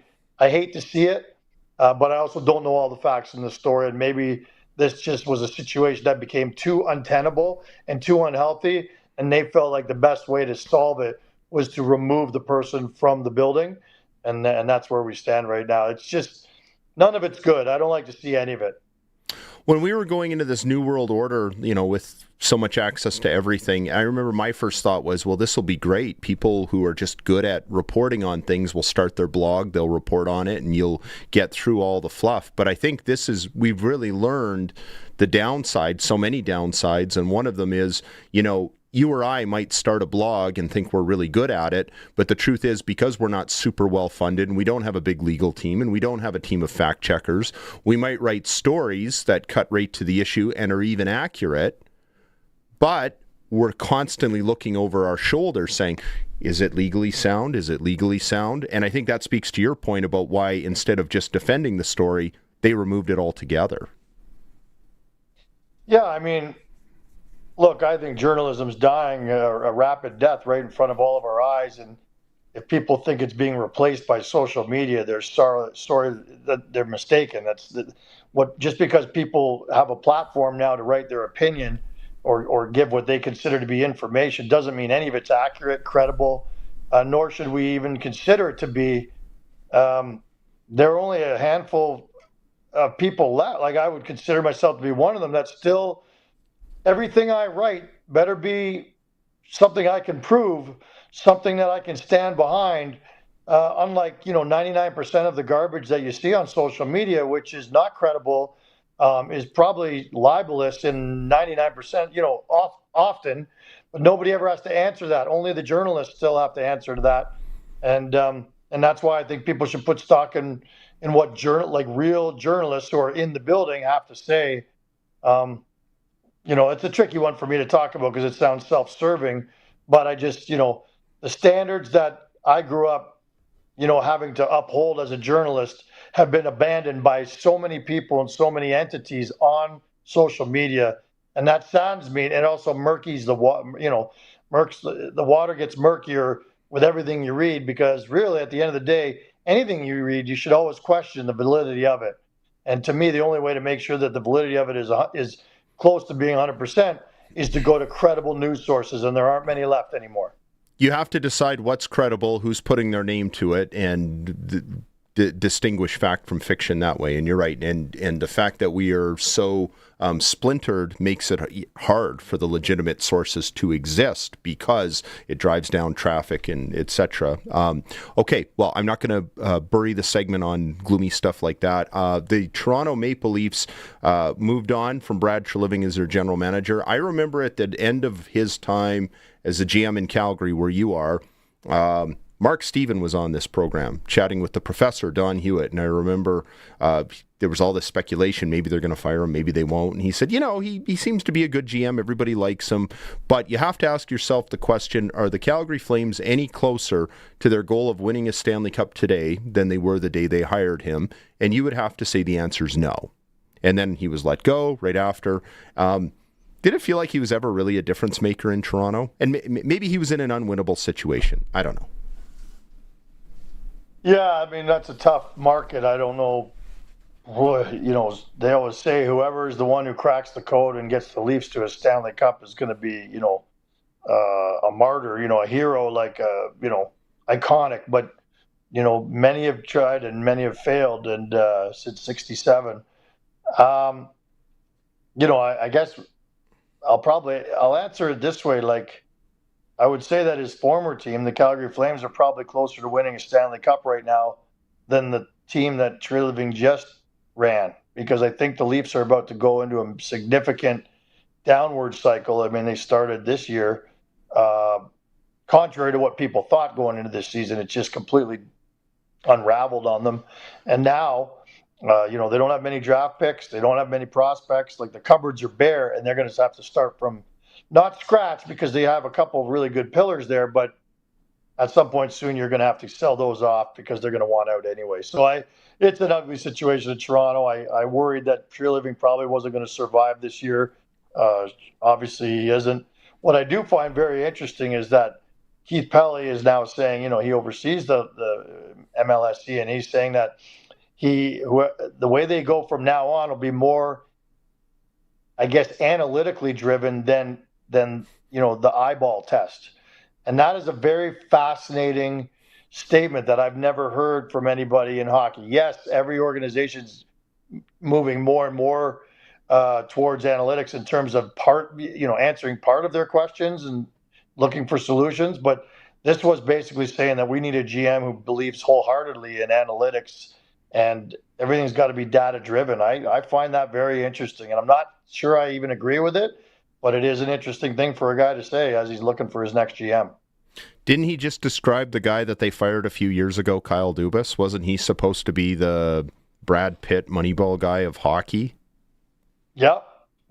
And, I saw someone, again, a credible source today talking about the handful of people who would be in line. Like, if analytics is your number one criteria or right up at the top there, here's a list of 5 or 6 guys who could be the next GM of the Leafs.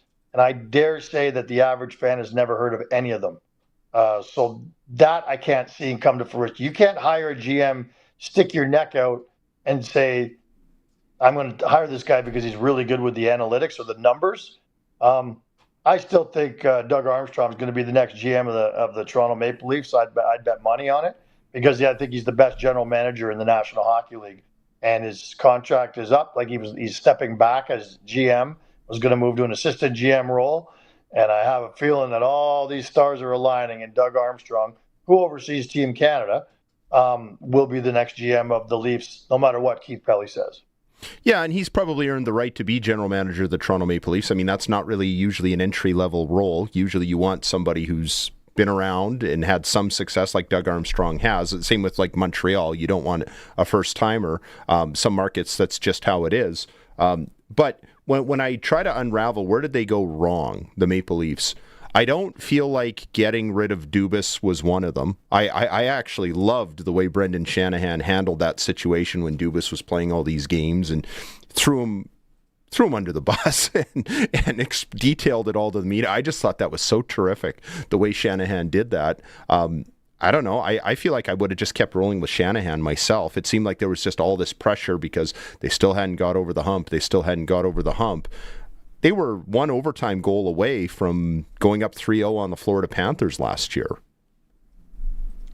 Yeah, and it's shocking to think, your initial question is where did it all go wrong? And, I think a lot of people will just take a view from 5,000 feet above and just say, well, you lost Mitch Marner and he was way more important than you ever thought he would be. But I don't think it's as simple as that. I just think that, I really think the culture in that room is off. And look, that whole situation we just saw with Austin Matthews getting his knee taken out and nobody stepping up, guys saying they didn't even see it happen, Nylander's ridiculous quote. Like, it's very disingenuous in there, and it's not an actual team. It's just a bunch of individuals. And, I've heard anecdotally for a long time that is just a very group of selfish players, and it's not all for one for all. And I think we've started to see some cracks in that armor lately to prove that theory right. So how do you start building more cohesion and making it more of a team? Well, that's the $1 million question. Every GM in the league is trying to do that. And that's where I think they're going to try to start. But I'm not sure how analytics helps you with that, with that little plan in place. I was just one more part on that. And right after the whole U.S. Olympic thing, and of course there was a lot of noise with the State of the Union, everything after, Damian Cox wrote a piece in the Toronto Star that was very critical of Austin Matthews. I think the words he used were things like, he utterly failed in his duty and his responsibility as captain of the Toronto Maple Leafs and the way he acted through all that. I don't want to get into the politics of it. I don't know that any of the players in the dressing room, it impacted them in any way. But it just seemed like through that little episode, there were some who were deciding to step back. And I'm talking like players who are from the state of Minnesota, players who played in Canada, like Kyle Connor. What did you make of it? Did you see that piece by Damian? Did you have a thought on that in whether maybe Austin Matthews needed to look at that situation and say, not think about how he felt, but how this is going to be perceived? I'm the captain of the Toronto Maple Leafs. I represent the organization. Maybe I need to take a step back here. Take a step back and relinquish the C, maybe? Is that what you're saying? No, not relinquish the C. Maybe not show up at the State of the Union like some of the other players were doing. Just the way things have been perceived in Canada with all the noise around that. Yeah, I'll answer by saying this. Like, I think for many years people have questioned whether Austin Matthews is captain material. And I guess I'll leave it at that. And I'm one of them. I've never thought that he's the kind of guy who you'd want to be your captain. And I think he's lacked in so many ways in terms of representing the organization. Look, he does a lot of things well, but consistency is not one of them. And, great player, almost got 70 goals that year. One of the better scorers in the game today. But leader is not one of the things I would have put on his list of accolades. And I think it's proven that he's not a captain. Now, once you anoint a guy a captain based on the fact that he's your best player, and you realize he's not a leader, boy, is that an uncomfortable situation where you got to try to take the C away from him because it's clear that he's not a leader. Good luck with that. That would be the end of the relationship in quick order. And I think they know that. Look, that relationship's going to end pretty soon anyway. He wasn't going to stay there very long. He signed, a 4-year extension or whatever it was the last time around. It was pretty clear the writing's on the wall. He's not long for the organization. I wouldn't be surprised if he's moved out much sooner than later. Yeah, it seems like everybody subscribes to this theory that the captain has to be your best player, and I don't know that I agree with that either. I can understand why you would want it to be that way, but I guess where I'm really just tiptoeing around it. I'm thinking what you're thinking is about him wearing the C. It's kind of like when there was a report on all of these athletes who are being endorsed by gambling companies, like they're taking on big contracts. And when he was approached about it, he just kind of rolled his eyes and walked away. And I just thought, you know what? I'm not saying you can't take money from a gambling company. Lots of athletes are. Lots of people are taking money from it. But as the captain of the Toronto Maple Leafs, you need to step up and substantiate your position and just give an answer instead of just dodging the question. So to me... Well, I agree. Yeah. Stand by it. I'm not critical of anyone who takes money from these endorsement deals. Gambling's legal. I think guys have no problem with that. But when you're asked the question, as a captain especially, answer the damn question. Don't just walk away. These are character flaws that I think have, really come to the forefront when it comes to Austin Matthews. Coach Lancaster would approve of that message. So there you go, about leadership and answering the question and stepping up. Hey, this is great. Thanks so much for doing this. I'll let you get back to whatever it is you're doing in Vegas. I've never even been down there, but sounds like maybe it's a city for Brendan someday, so I hope to check it out. It's not a bad little place. And hey, send me that article that you read earlier and you showed. I haven't seen that. I never knew other people were covering my kicking career. That's news to me. That was awesome. I got a whole library of them, my friend. I'll send them to you after the show. Okay. I love it. Okay, thanks. That is Inside the NHL with Eric Francis. We didn't talk a whole lot of NHL in there. Well, I guess we did. Do we want to do Sprinkle of the Day? Let's do it. Okay. Sprinkle of the Day, which is for Sports Select. And I'm just checking here. I'm going to bring it up. So yesterday, I did the over-under in the Winnipeg Jets game, and it worked out. So I'm going to stick with what I know, even though I don't really know over-unders or betting in general. And this Sprinkle of the Day is for Sports Select. Getting in on more of the sports action you want is as easy as playing at sportsselect.com. Simply make your picks online, generate your QR code, and lock in your bet at your local lotto spot retailer. Every bet is 100% legal with the chance of winning cash in hand. Sports Select. When you're ready to play, bet on the original. Must be 18 plus to play. Play responsibly. Okay, so we picked the over yesterday on the Winnipeg Jets-Chicago Blackhawks game, and they came through in an overtime victory for the Winnipeg Jets. So we're going to do that again, and tonight's game is the Vancouver Canucks visiting the Colorado Avalanche. There you see it on the screen. The over-under is 6, and I have no faith in my Canucks. They've been Bush League all year, on the ice and off the ice. But I have enough faith that the Avalanche will pile on at least 5 or 6, and maybe the Canucks won't get shut out. I'm going to roll with the over one more time. So that is your Sprinkle of the Day for Sports Select. Still ahead in Hour 3, we will check in with Farhan, Lalji, and a few other things. You are listening to the Sportscage on Rider Radio 620 CKRM. The Country Music Rewind with Colin Lovequist. Get ready and kick back as we head back to 1999, a time when 90s country was at its absolute peak. From Kenny Chesney to the Chicks dominating the crossover charts, it's a show full of timeless storytelling and steel guitars. The Country Music Rewind with Colin Lovequist. Brought to you by Crawford's No Frills. Saturday afternoons at 4 and Sunday afternoons at 1 on Country's Greatest Hits. 620 CKRM. You cut the grass, we'll cut the deal at Brant Agriculture. Get 0% financing for 84 months, plus cash rebates and bonuses on select John Deere turf equipment. Save on compact utility tractors, riding lawnmowers, and utility vehicles. Get it from people who get it. Offer ends April 30th, 2026. Some restrictions may apply. See dealer for details. Get it hot and get it fast. Western Pizza. Picture this, a crust so golden it could blind a superhero. Toppings piled higher than a stack of pancakes on a trampoline. Every bite, a flavor explosion. Every slice, a hug for your taste buds. Garlic, roasted to perfection. Pepperoni, perfectly spicy.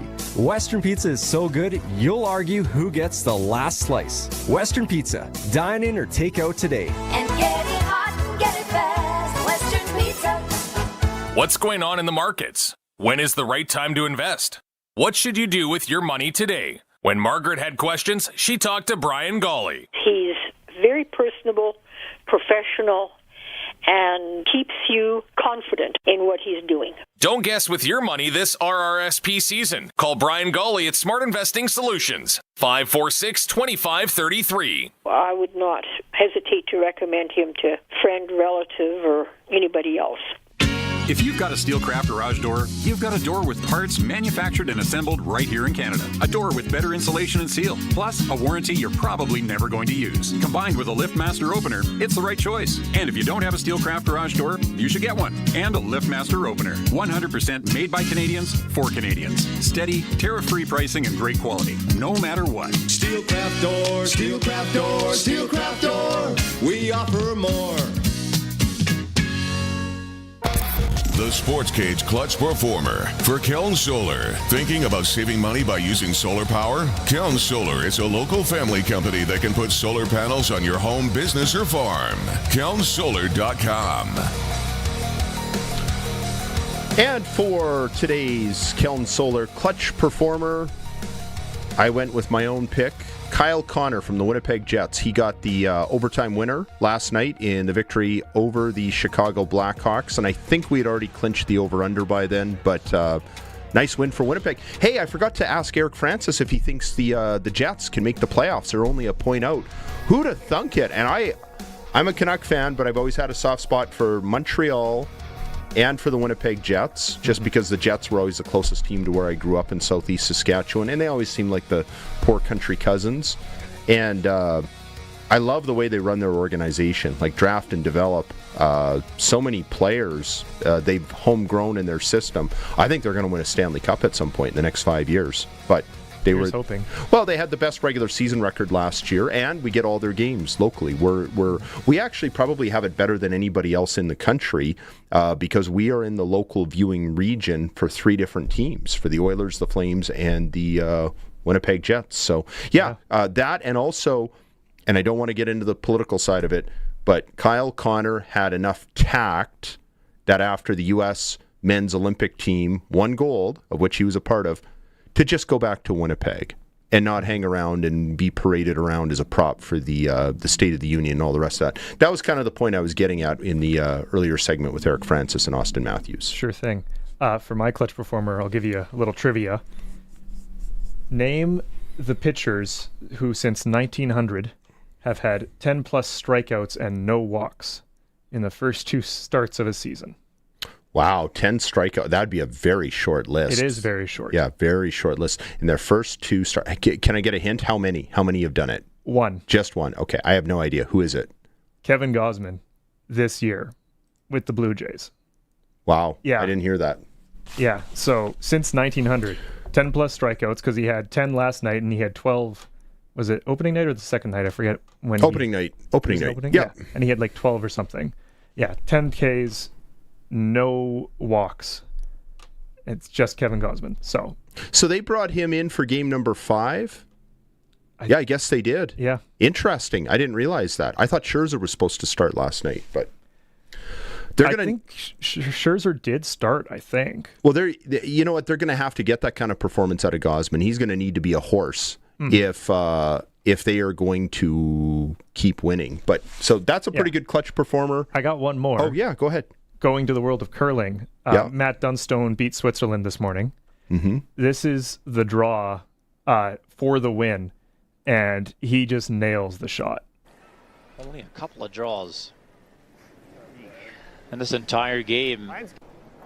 They scored 3 to tie it up, but now they need the button looking hot. 13-7. Will it ever come to a grind for Canada? Needs to set. And here's Philip Hersley trying to sweep it, but he can't. It stops in time. Wow. Sweepers didn't even look at it. So for those listening and not watching, it was a cold draw. The sweepers didn't touch it, and it was looking a little hot coming in, and then it stopped right on the button for the win. You know what? I think that many of us are disappointed that he could just never get over the hump when he was representing Team Saskatchewan. Mm-hmm. But he's always been a great shot maker, like a great shot maker. There might be other things that maybe he's not as good at, maybe running a team, being the skip. I don't know that there's a better shot maker than Matt Dunstone, and that was evident when he was shooting for for Saskatchewan at the Brier. I remember watching him during COVID. We had our first child when everybody was still kind of in lockdown, and we were watching the Brier in Calgary with all the cutouts and the shots that he would make. I don't follow them closely enough, and I don't know enough about curling to know why those teams couldn't get over the hump. But sometimes you just have to hang around, and then you eventually break through, and that's when you build a dynasty, kind of like Brad Gushu did, Kevin Cooey, and some of the other skips as well. Yeah. Clutch Performer for Keln Solar. You know they can help with your livestock operations, but now book your solar quotes for your home, farm, or cabin. Save money with the local company Keln Solar in Lumsden. We were talking a little bit earlier about the Vancouver Canucks and just how awfully Bush League they have become. I alluded to it yesterday, and we're going to talk with Farhan Lalji in hour 3 about how they've unveiled these price increases. And, you know, running a sports and entertainment business is just so different from running any other regular business, that optics are everything. And the Canucks and their connection, the loyalty from the Canuck fan base is going to be put to the test. And I do feel like that story of that reporter being kicked out is going to stretch that even further. Eric Francis made a really good point that if the ownership of the Vancouver Canucks did not like the way that the media was reporting that story, then the way they behaved was the exact opposite from what they should have done, because all it's done is brought more attention to the situation. I don't know enough about the story to know if it was accurate or wasn't accurate, but at any event, all they had to do was pull this guy in or his supervisor in and had an honest to goodness discussion about whether the report was accurate or whether it needed to be pulled or whatever. If the Canucks had done that, Eric made a good point that the website, the Daily Hive, is that what it's called? The Hive? I've seen snippets from that, but it's like a lot of the other 100,000 different sites that are out there. And so I don't know a lot about it or its mandate. If it's a local Vancouver thing, it sounds like it is. And obviously they weren't very comfortable with it. So if the Canucks had their PR person go to the reporter and say, hey, we really didn't like that story, we'd like to have a discussion about this, they could have set up a meeting, they could have hashed it out, and the story probably just would have been quietly pulled and it would have been no big deal.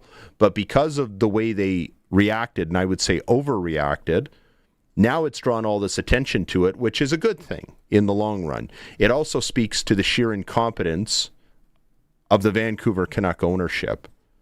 And the fan base apparently is really pushing hard for a revamp of the brand of the Canucks. That skate logo, you're seeing that so often this year. I think it's 20 out of 41 home games they're wearing it. It's not because the ownership wants to do it. It's because their analytics and their polling is telling them overwhelmingly that the fans want it back. And apparently they've decided they're not bringing it back full-time because the owner prefers the C with the whale and all that. So the owner is just going with their personal preference over what the paying public, what the fan base really wants. And that is a big mistake, particularly when you're working in entertainment. Look, the Aquilini's money pit might be a bottomless pit, and they might be able to control things and own things forever. We see that with professional sports franchises. But if they continue to behave this way, they are only cutting off their nose to spite their face. And I'm kind of glad that they reacted the way they did, not because it was right for them to kick the reporter out or to think that this is an acceptable way to behave at all, but it's drawing attention to it, and I think this is a serious issue. It's kind of like Eric Francis says, journalism is dying right before our very eyes. This is the kind of stuff that makes people do something about it. So, look, if the Vancouver Canucks lose me, they're in a lot of trouble. I'm a pretty loyal guy, but it's pretty hard to support an organization. I think fans will support an organization if you're struggling, but you're putting up an honest effort and you're acting with integrity. And the Canuck owners, it doesn't sound like they've been doing that. And I hear more of the griping, not so much from a national level, but from a local level. I hear that from a lot of the fans in Vancouver on the West Coast, and they're just not a super popular brand right now. All the more reason why the BC Lions need to honor Doug Flutie's achievement from the 91 season and wear the logos and everything else, and that's something that I touched on with Glenn Suter yesterday, and I want to touch on with Farhan Lalji as well. Another thing that I want to talk about on the show, we'll have Arash Madani back in tomorrow, and Arash is kind of an expert on all things Toronto or all things national. And one thing that I wanted to address with him is, besides all the Maple Leaf and Blue Jay stuff, is the Canadian Football League for the past 40 years has never really worked in Toronto very well. And they have tried darn near everything. They tried signing Rocket Ismail, which really raised the profile of the team, like having Wayne Gretzky, John Candy, and Bruce McNall as the owners. But it never really worked. Like, I've read books about it, I've done research on it, and at the end of the day, it raised their profile as far as ticket sales and corporate sponsorship by like 30%. And that came nowhere near recovering the cost of getting in that bidding war to sign Rocket Ismail from the NFL. And we learned later that Bruce McNall was never real anyways. He was always a shykester, he was always a fraudster, and that was a false economy. The Argos have tried donating money to the different high schools in the GTA. It's done nothing for them, or doesn't appear to have done much for them. I thought the move from the Sky Dome to BMO Field would be the ticket. I was just convinced that this will be great, getting out of the Sky Dome. It will work for them just like the Montreal Alouettes getting out of Olympic Stadium and going and playing at Molson Stadium worked for them. Get out of some big, smelly dome and get to a small, intimate, charming little ballpark, and people will come out. It'll be the place to be. It'll be a more fun atmosphere without so many empty seats. And the reality is that move has never moved the needle one iota for the Toronto Argonauts in the 10 years that they have played at BMO Field. Now, I've been to that park, and I like it. I think that if you had a park like that in Saskatchewan, you could probably get away with it.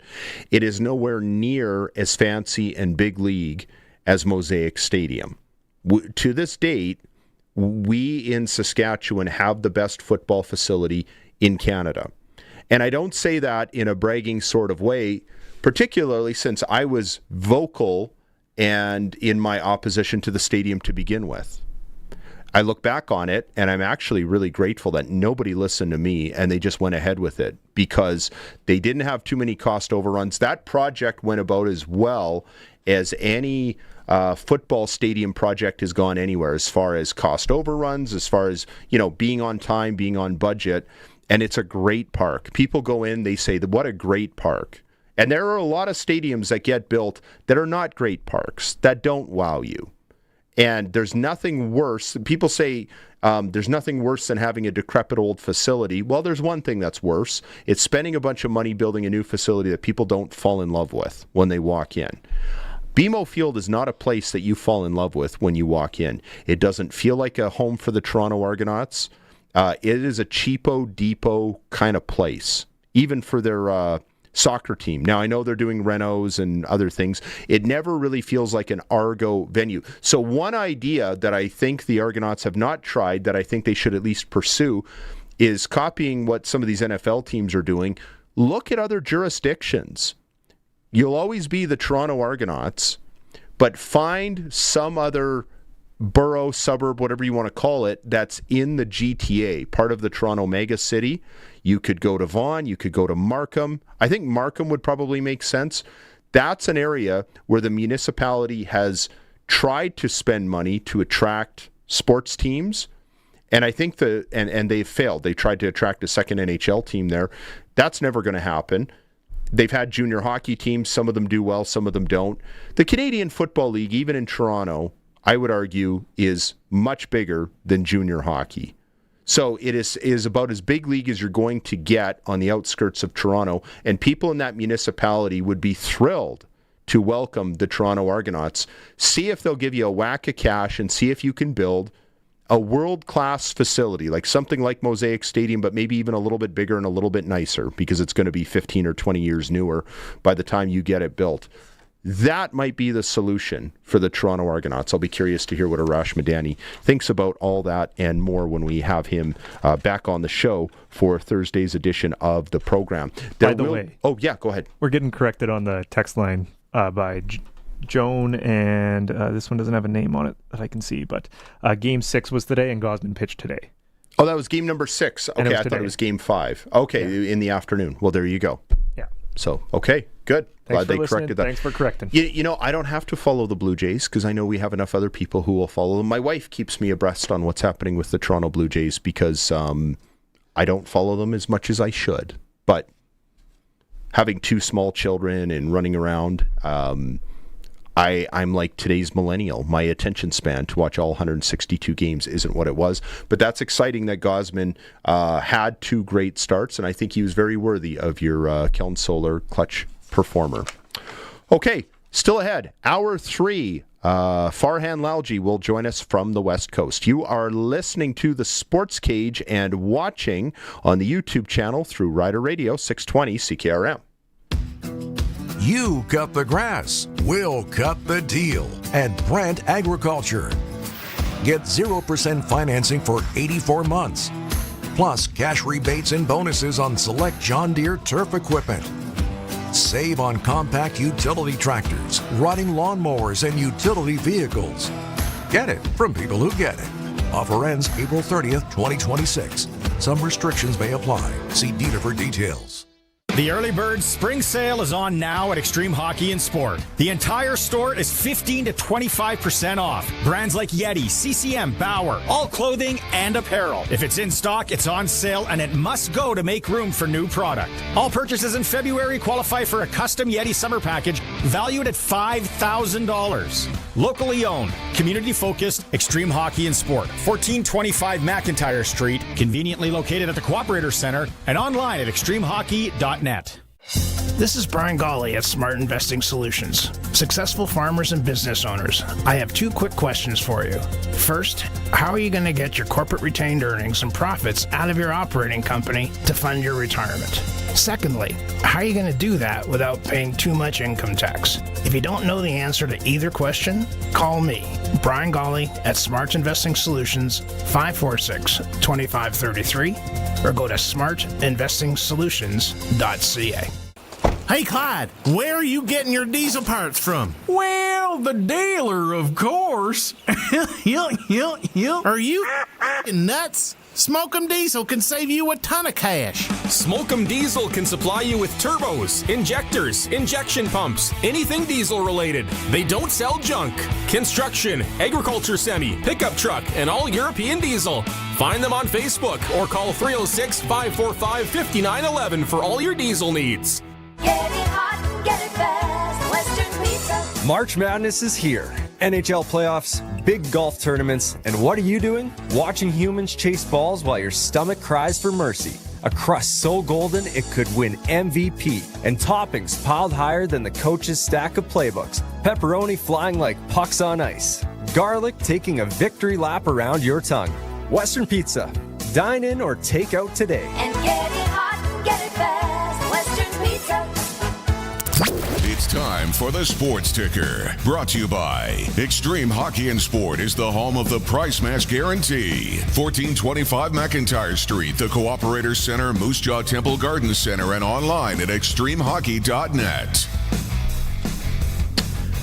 Well, the Pats will try and even up their best-of-7 series with the Medicine Hat Tigers. Game 4 tonight from the Brant Center. Pre-game show on 620 CKRM at 6:30. Puck drop just after 7 with Dante DeCaria.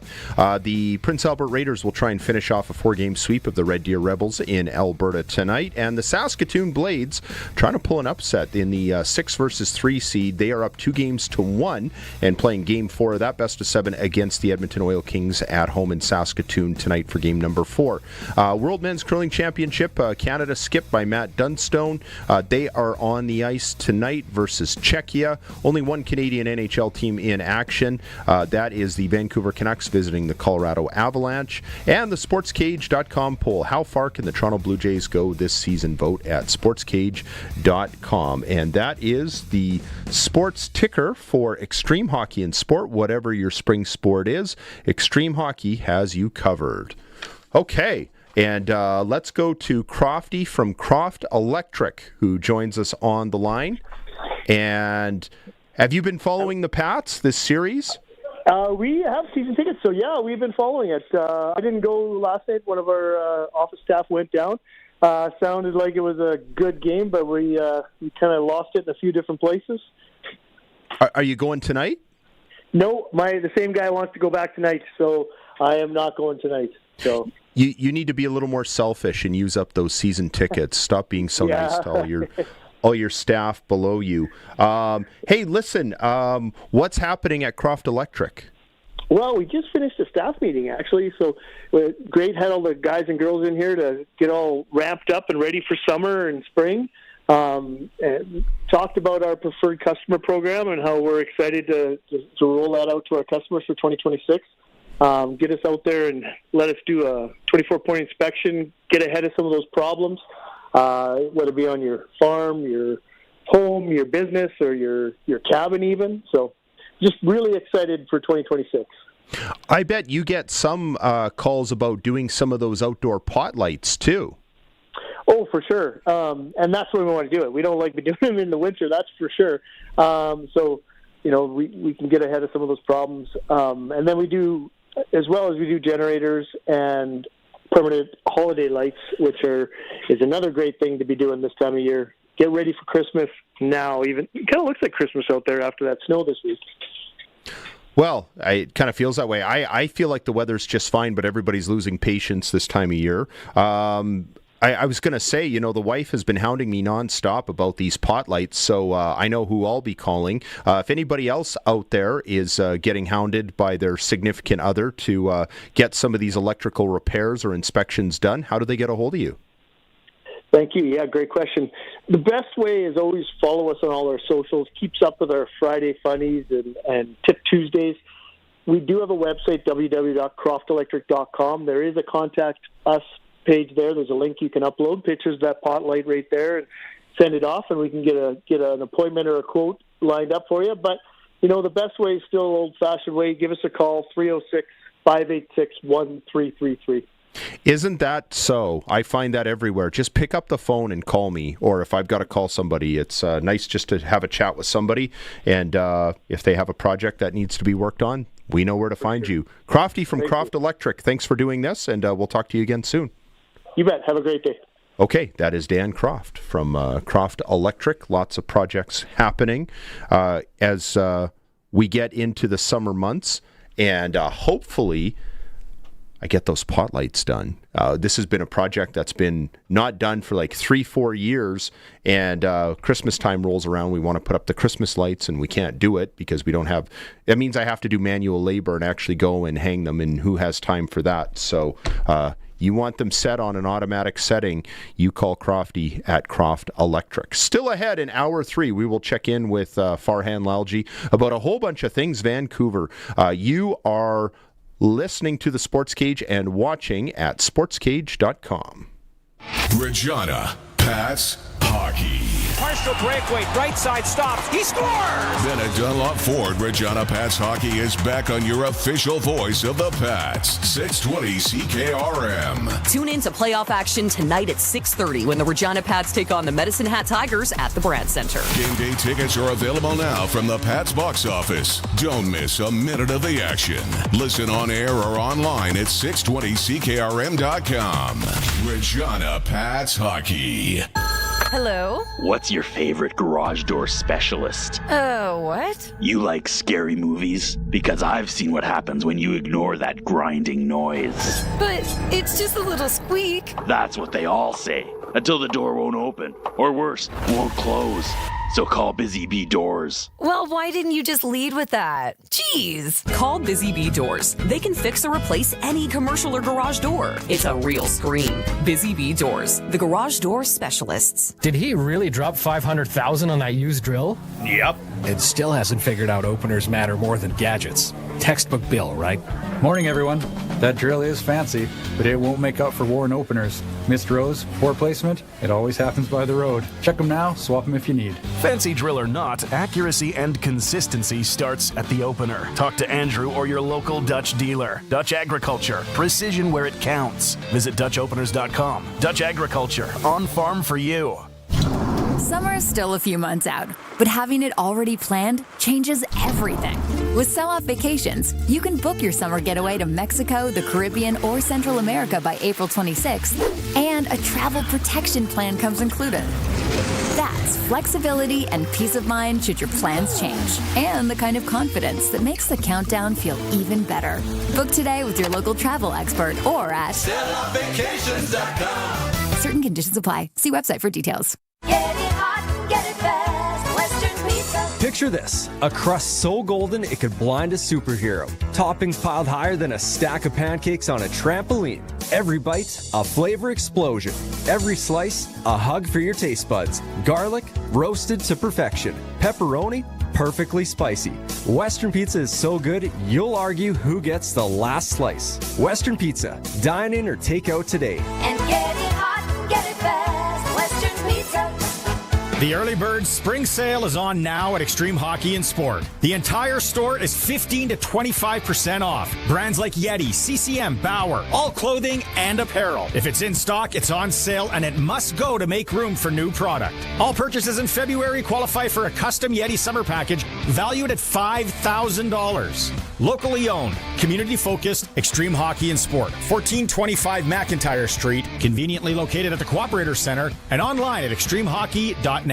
Dirt doesn't move itself. That's where GB Construction comes in. Welcome to GB Construction, professional earth-moving company in Kipling. If it means moving dirt, GB does it all. Their expertise covers a wide range of projects, including civil construction like trenching, grading, graveling, demolition, and subdivisions. They also do civil projects like highway repair, culvert installation, as well as water and sewer, plus oil and gas, pipeline maintenance, and fabrication.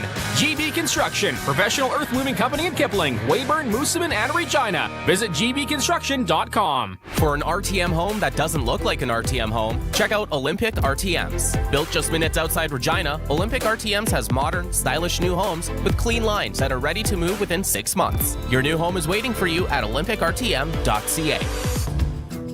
You cut the grass, we'll cut the deal at Brant Agriculture. Get 0% financing for 84 months.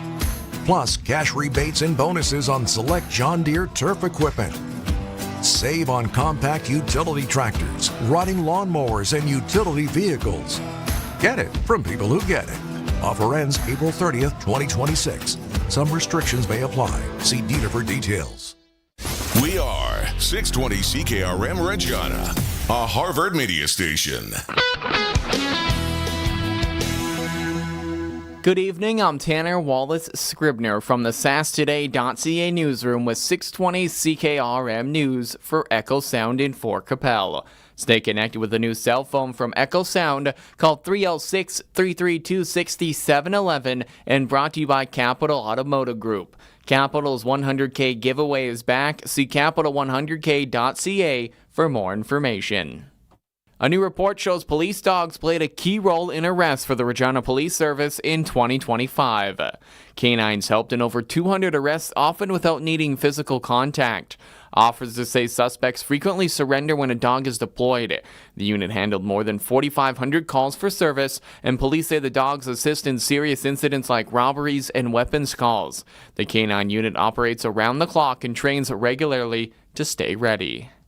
Medical groups in Saskatchewan are calling for stronger addiction supports before implementing the proposed Compassionate Intervention Act. The groups say that they agree action is needed to address the drug crisis, but want voluntary care expanded first. This includes better access to treatment programs, mental health services, and housing. Doctors say emergency rooms are already overcrowded and could face added pressure. They also raise concerns about unclear rules for involuntary care. Physicians say any new system must be safe, fair, and based on solid medical evidence to protect patients. A new agency is now responsible for animal welfare enforcement across Saskatchewan. The Saskatchewan Animal Enforcement Agency began operations on March 31st, replacing previous services. The province says the change supports stronger and more consistent enforcement. The agency handles complaints of animal cruelty and works with communities across the province. Services in Regina remain with the Regina Humane Society. Officials say new groups will focus on education and action when animals are in distress. A union representing Saskatchewan health workers say its members have now gone 4 years without a wage increase. QP 5430 says the gap comes as costs rise and workloads grow across the health system. The union warns that without better pay, more workers may leave their jobs, adding pressure on care services. The union's president says the issues are not just about wages, but keeping the system running. QP is asking for Premier Scott Moe and Health Minister Jeremy Cockrell to present a fair offer. Talks are expected to continue as workers push for a new agreement. A new safety campaign is urging Saskatchewan residents to avoid impaired driving and plan ahead for a safe trip home. Impaired driving continues to be the top cause of fatal crashes in the province, with dozens of deaths reported each year. Officials say simple steps can reduce the risk, including choosing a designated driver or public transportation. Staying overnight is also an option. Along with safety risk, penalties can include fines, license suspensions, and possible jail time. Drivers are reminded to make safe choices every time. That's 620 CKRM News. Read more stories from around your community and around the province at sastoday.ca and 620CKRM.com. Capital's 100K giveaway is back for 2026. The Capital Automotive Group is giving away $100,000 in cash and prizes with no strings attached. We're proud to be part of communities across Western Canada, and we know it's those communities that allow us to exist. So every once in a while, once a year to be exact, we're going to say thanks by giving away $100,000 in cash and prizes. To learn more and enter to win, check out capital100k.ca. Capital's 100K giveaway. Do not miss it. Picture this. You sit down to watch TV and suddenly your screen freezes harder than a triple axle. If you're ready for a smoother routine, Echo Sound, your SaskTel authorized dealer, has a better idea. Max TV Stream. More streaming, less buffering. A performance that actually sticks the landing. And while you're at it, glide into fast SaskTel internet and cell phone packages that are balanced, reliable, and make sense for your household. Smart entertainment, smart connectivity. Echo Sound, your SaskTel authorized dealer in Fort Qu'Appelle. EchoSound.ca. And your precision weather brought to you by Next Gen Coatings. Spray coatings for truck beds, liners, rocker panels, and more. Same company, new name, 1865 McCarra Street, Regina. And for Kevin's Marine, visit kevinsmarine.com or in Fort Qu'Appelle. Despite the drier air to our east, it looks like heavy cloud cover will stick around through tonight and into tomorrow. In fact, the rest of the week, it looks like we'll see a lot of cloudiness thanks to an abundance of low-level moisture. Only minor weather makers in the pipeline and no real precipitation, although we may see some isolated flurries on Friday. Temperatures will moderate just a bit by the time we get into the weekend. Mostly cloudy skies tonight. We're down to -4. East to southeast winds at 10 to 20. Chance of precipitation, 20%. Mostly cloudy on Thursday with highs near 0. Chance of precipitation, 20%. East to southeast winds at 15 to 30. Mostly cloudy Thursday night, -4. Easterly winds at 15 to 30. Cloudy with isolated flurries on Friday, a high of +1. Light east to northeast winds. It'll be partly sunny on Saturday with a high near 4 degrees.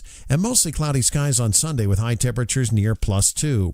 With your 620 CKRM Precision Weather Forecast, I'm meteorologist Russ Murley. At Kevin's Marine, the lineup is stacked and ready. Legendary Lund boats built for serious fishing and non-stop family fun. Stretch out, crank the tunes, and cruise in style on a brand new pontoon from Bentley or Crest. Or drop the throttle and make waves in a 4-wind sport boat. All powered by trusted Mercury 4-stroke motors. Right now, manufacturer rebates, dealer discounts, and low payment financing. Make decking easy with Shoremaster aluminum docks and lifts. Visit Kevin's Marine in Fort Qu'Appelle or kevinsmarine.com. For over 40 years, you've known them as Regina's trusted vehicle protection specialists. Now they're introducing the next gen of coatings. New name, new level of protection. They're now Next Gen Coatings. 3 generations of their family have served your family, and that hasn't changed. Same owners, same commitment, ready for the next gen of truck beds, rocker panels, trailers, bumpers, and running boards. The company hasn't changed, just the name.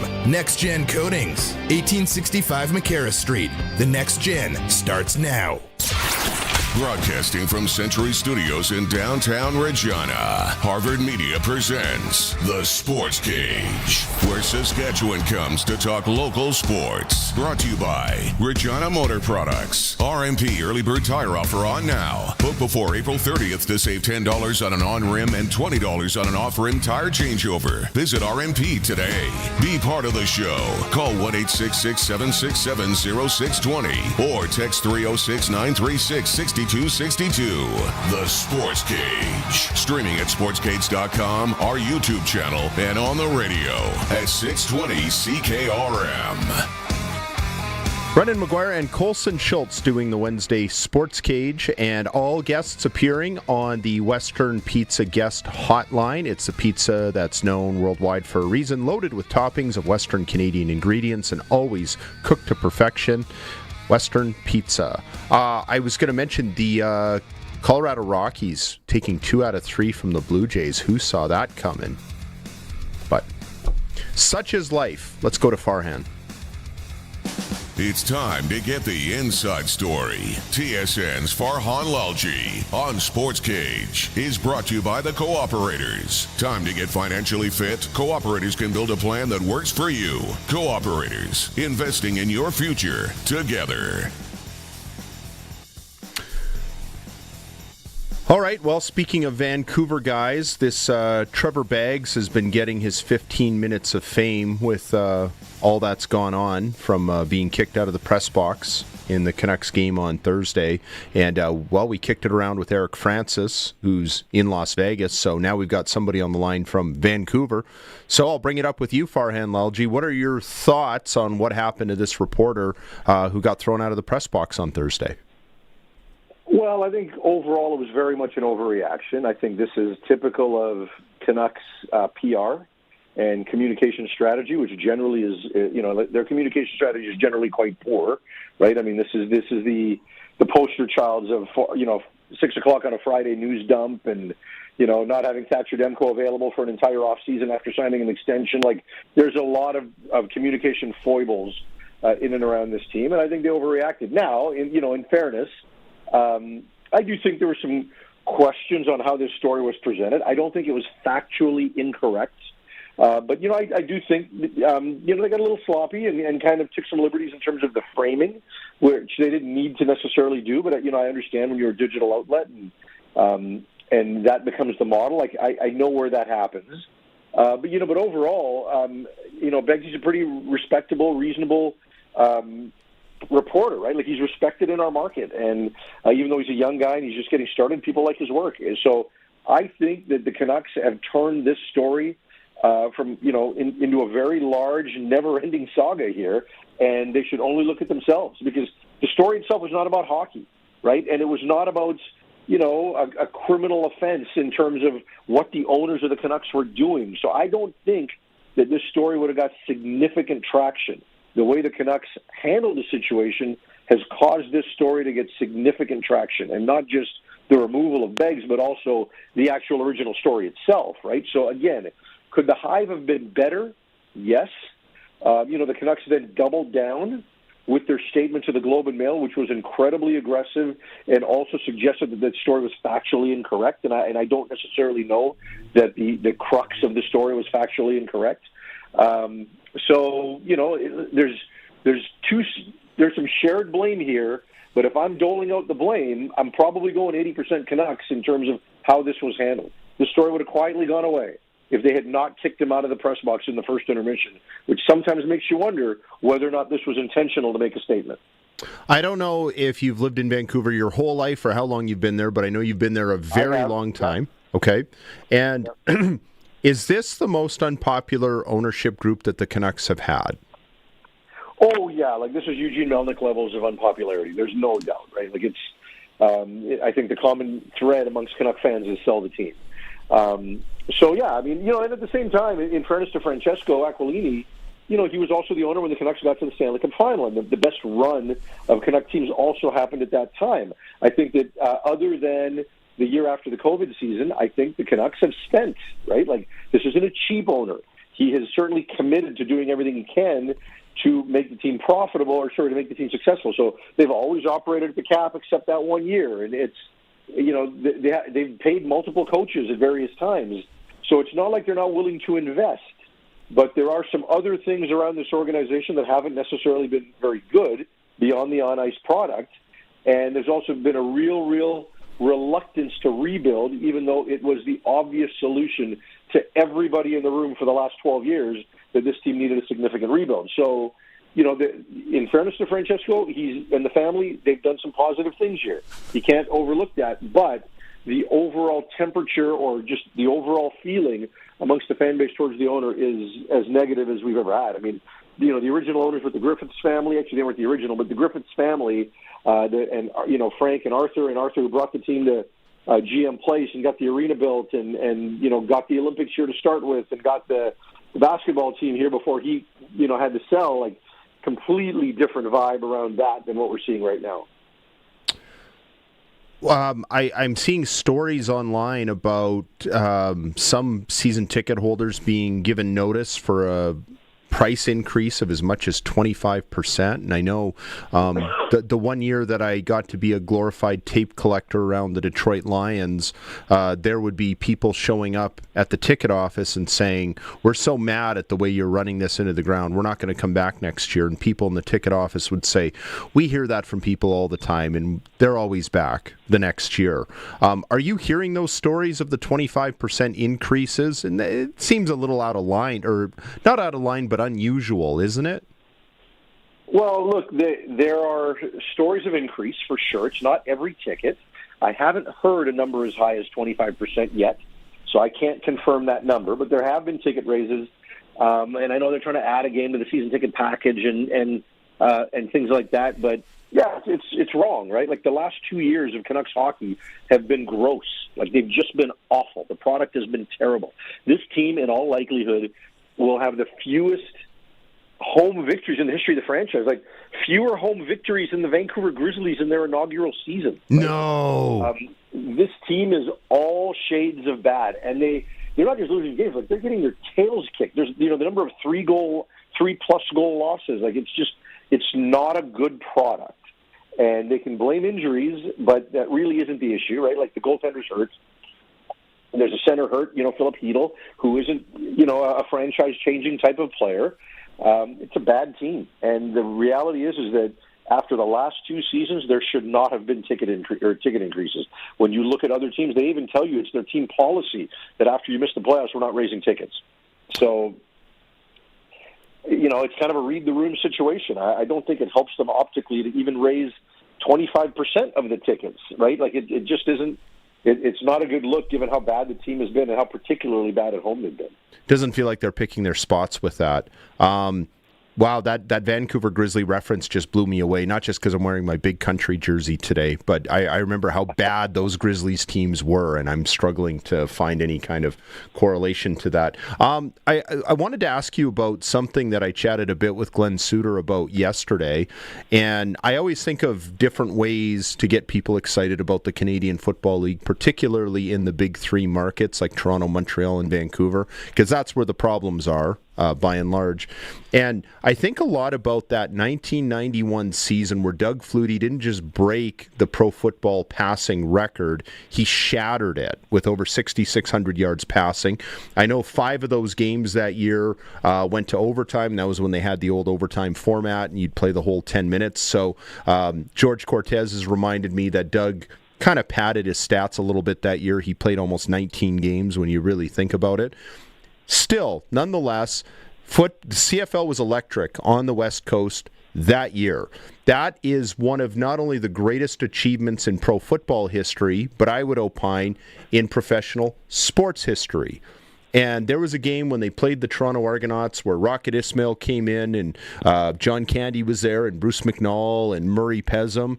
And the cameras were as much on them in the press box as they were on what was happening down on the field.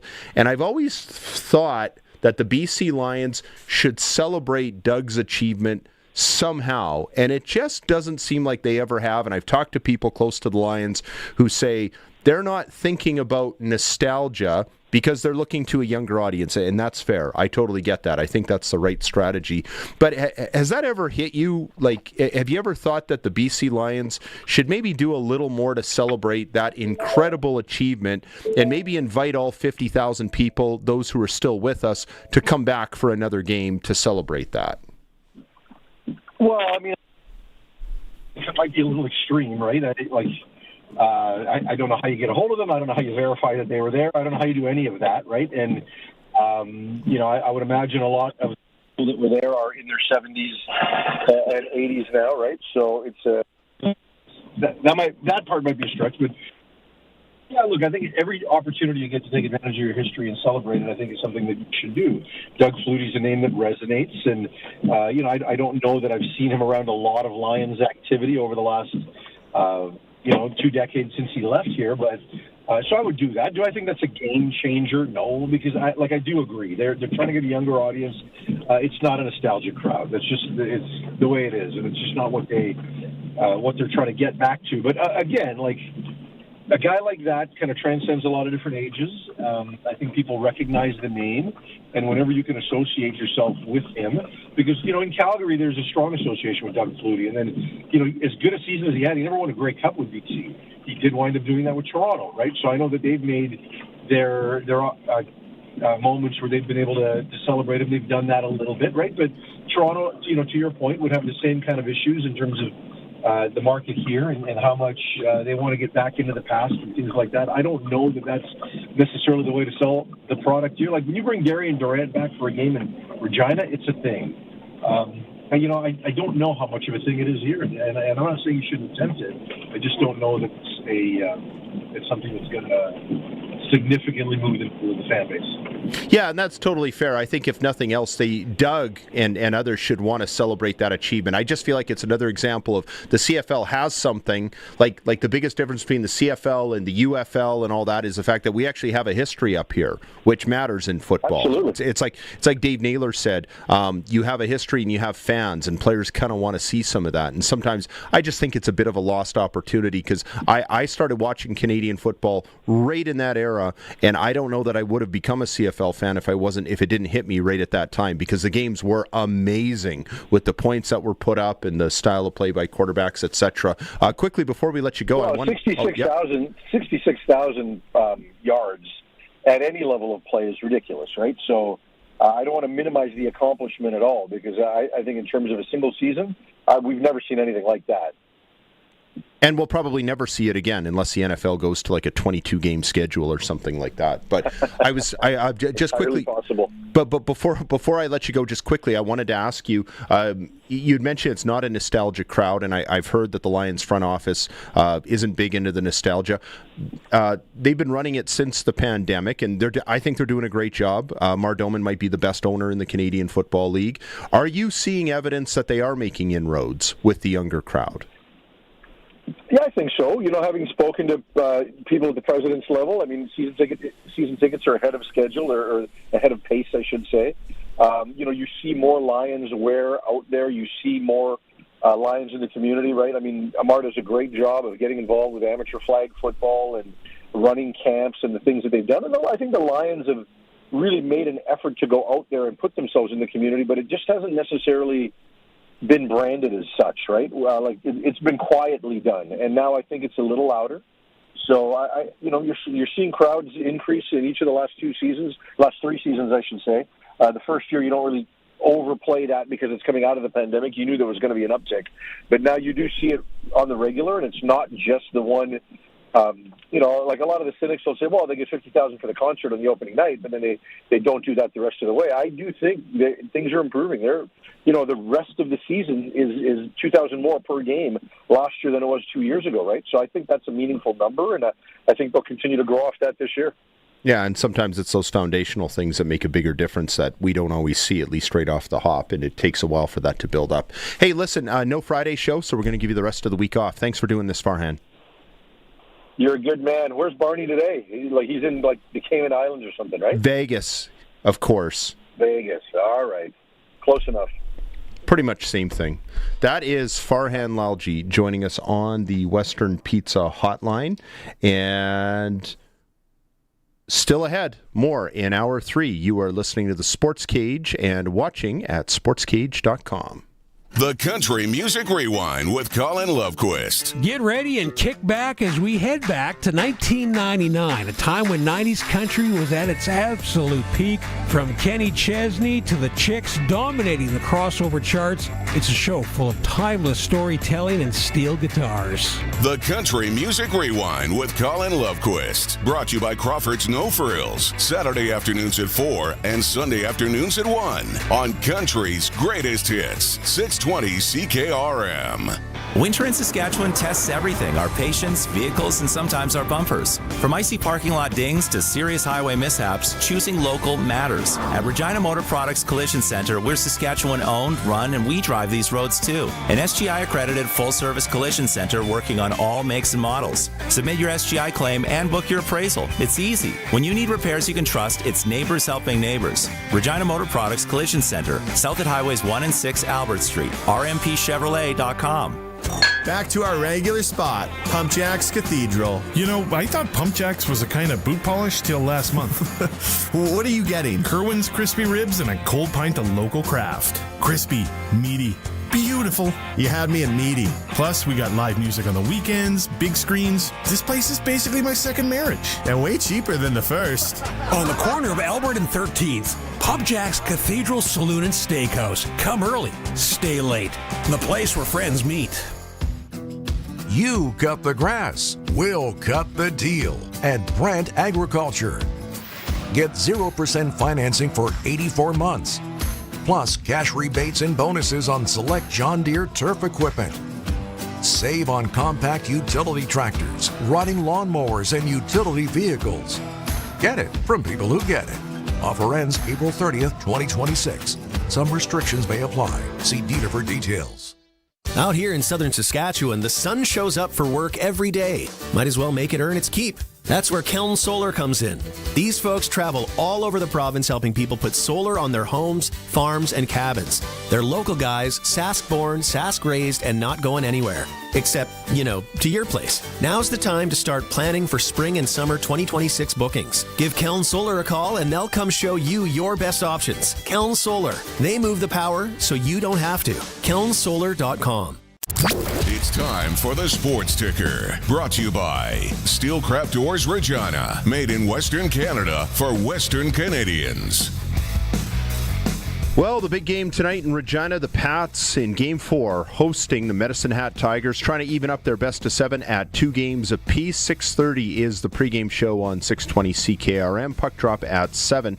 Dante DeCaria has all the action. Prince Albert Raiders trying to finish off a 4-game sweep of the Red Deer Rebels tonight in game number 4 in Alberta. And the Saskatoon Blades try to take a 3-1 stranglehold on their series with the Edmonton Oil Kings. They are playing in Saskatoon tonight.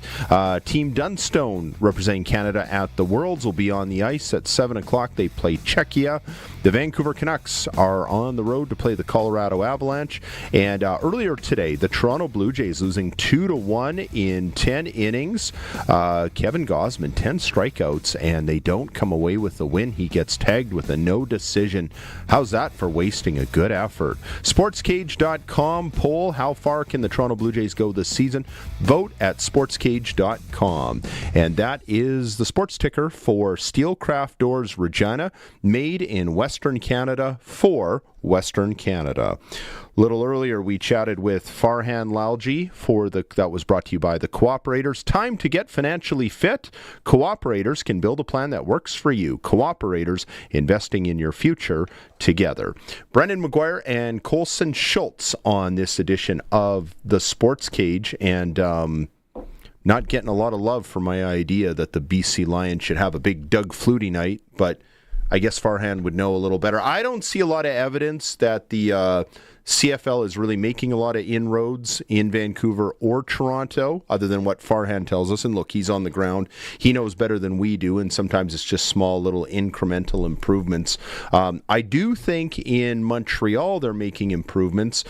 The feedback that I'm hearing out of there is that because they're run by a French person and they have a Francophone general manager, that means a really big, it doesn't mean a lot to maybe the rest of us, but it means that's a really big deal in Quebec. And it seems like they're connecting with their fan base in ways we haven't seen them do maybe at all in the last 40 years. But I don't know that I'm seeing a lot of evidence like in Toronto or Vancouver. It seems like whenever I turn on the TV and I watch the BC Lions play, there's still a lot of empty seats under that dome.